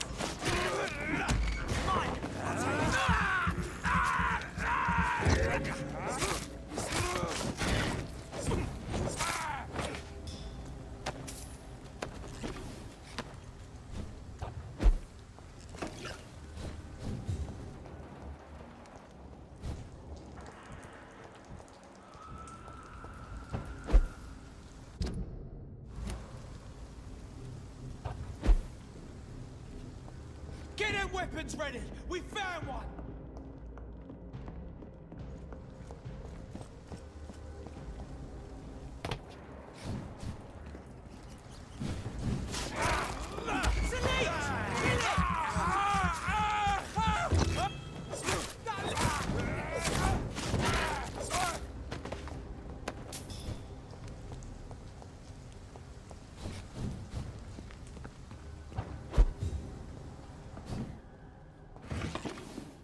It's locked, all right.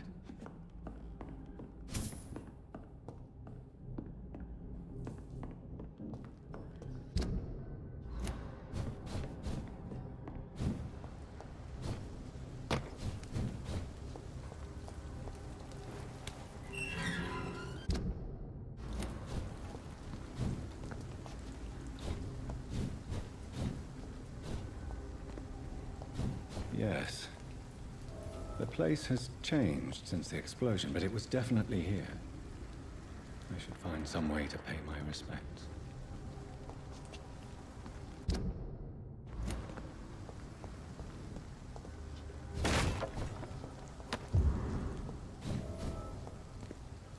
May all who suffered from this tragedy find or rest in peace.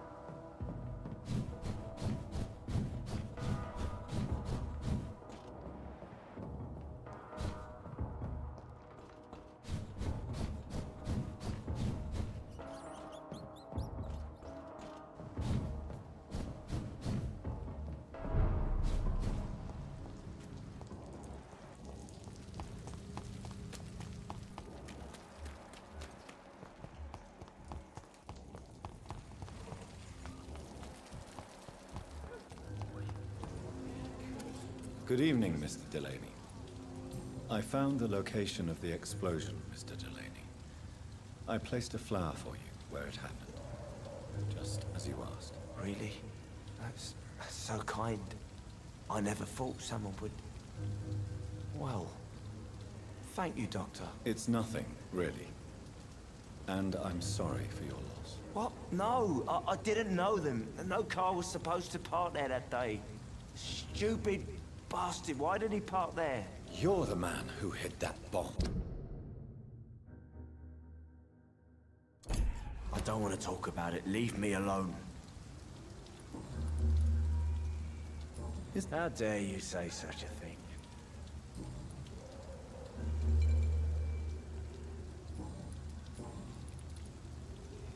I sense your guilt, Dyson. Why is that? Did you not think violence was an acceptable political tool? I still believe our fight was just. By killing an innocent couple who were just at the wrong place at the wrong time.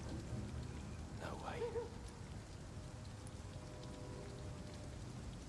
That bomb also killed you that day, don't you see?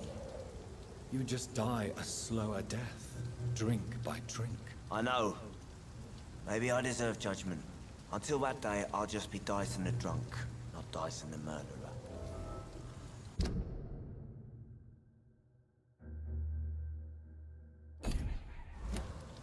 I want you to remember the bomb, Dyson. Tell me about it. No. I don't want to remember it. Why use a bomb? What were you trying to destroy? The Dawson and Dawson ammunitions factory. A symbol of violence against the people. My group wanted to destroy it to send a message. The victims. They were not the target then. I spent so much time figuring out the perfect moment. I used a short fuse. No car had ever parked there. They all died.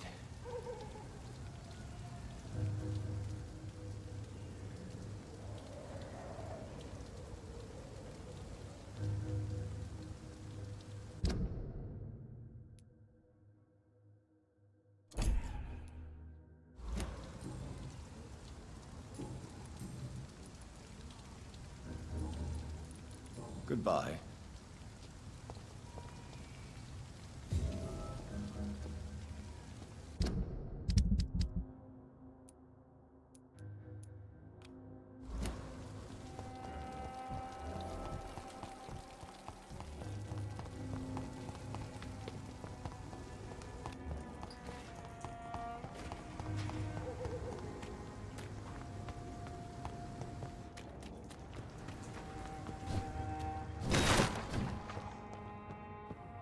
It's locked, all right.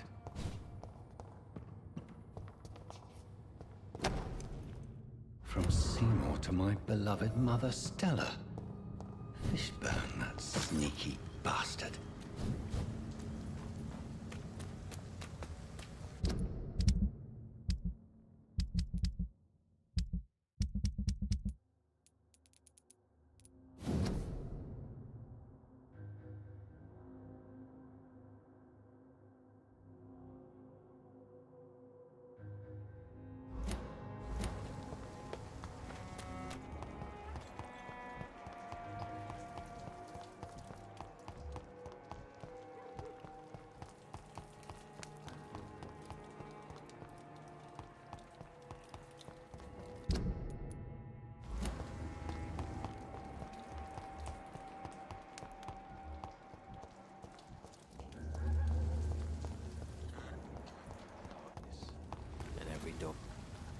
Good evening, Mr.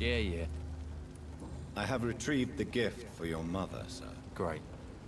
Give it here then and take this for your trouble. I also found the corpses. The ones under which you left the necklace, Mr. Fishburne. Ah, so that's where I left it. I can be a bit stupid sometimes.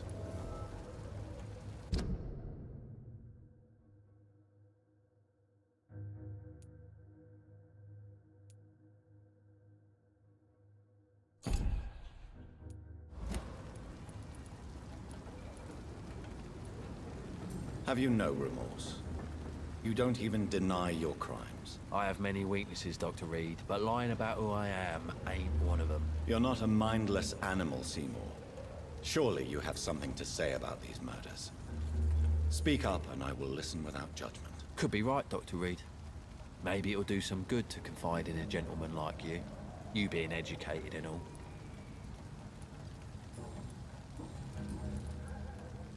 Tell me about your victims, Seymour. Who were they? Why them? Was there a link? Why should there be? They just kept getting on my nerves at the worst times, that's all. How many? How many victims? It's not like I keep records. It happens when it happens. You feel nothing, do you? No empathy for your victims at all? You seem pretty calm yourself, don't you? We're not talking about me. That right? Well, our calm's the only thing we have in common then. Did you take pleasure in killing them, Seymour? All those people, all those lives extinguished. I take no pleasure from it. Just gives me peace. Stills the anger. For a time. This rage you feel, have you ever been able to control it? Resist it? I tried. For my mum, I tried for her. Telling the truth made me feel better. For a while.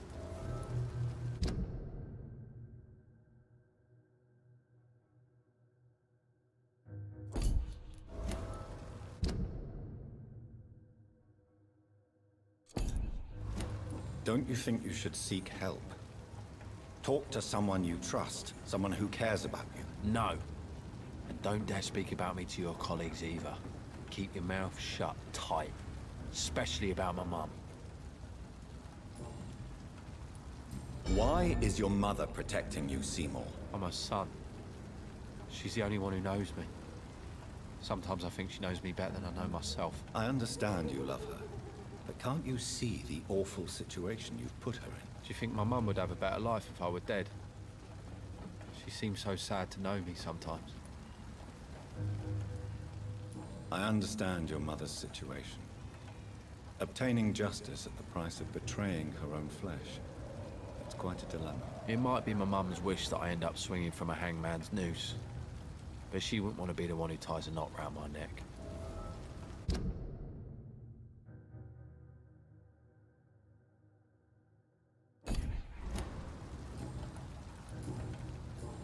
Goodbye, Mr. Fick.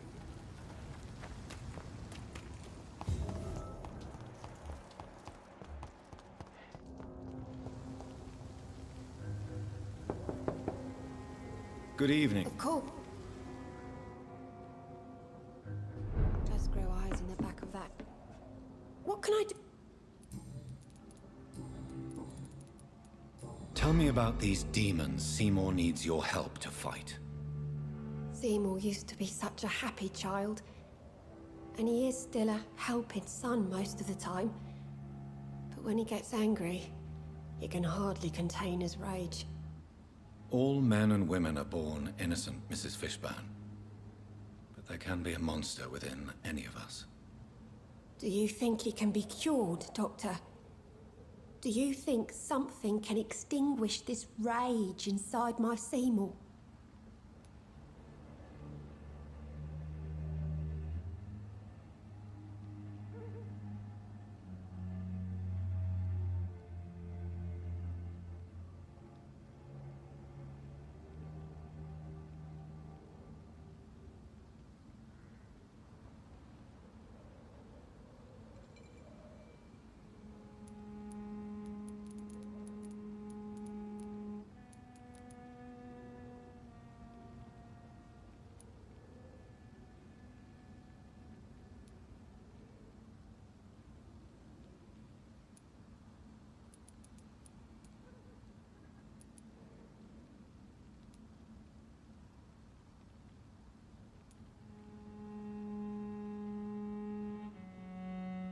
There is no cure for murder, Mrs. Fishburne. Only justice. There ain't no hope then. Somehow, somewhere, my son has turned into a monster, and nothing will bring him back. Your son's gone way beyond simply bullying people. He has a taste for blood, and you know it, don't you, Stella? One night, he told me straight up, in his own words. It was several days after one of his episodes. Why did he confess? Did you suspect something? No. I guess he wanted his old mum to help him fight his, demons.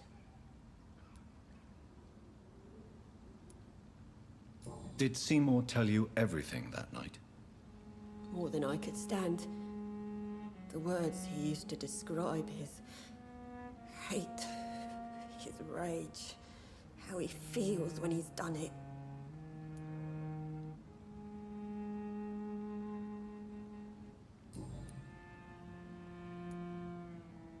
Stella, I know you are ashamed of your son's crimes. So why do you protect Seymour? I can't report my own son, can I? Not a burden I could bear. Burden? How do you mean? They'd hang him for sure. I won't send my only son to his death. I understand your pain, but you cannot mother him forever. If someone ever found the courage to speak to the police, I will take my share. Goodbye, Miss...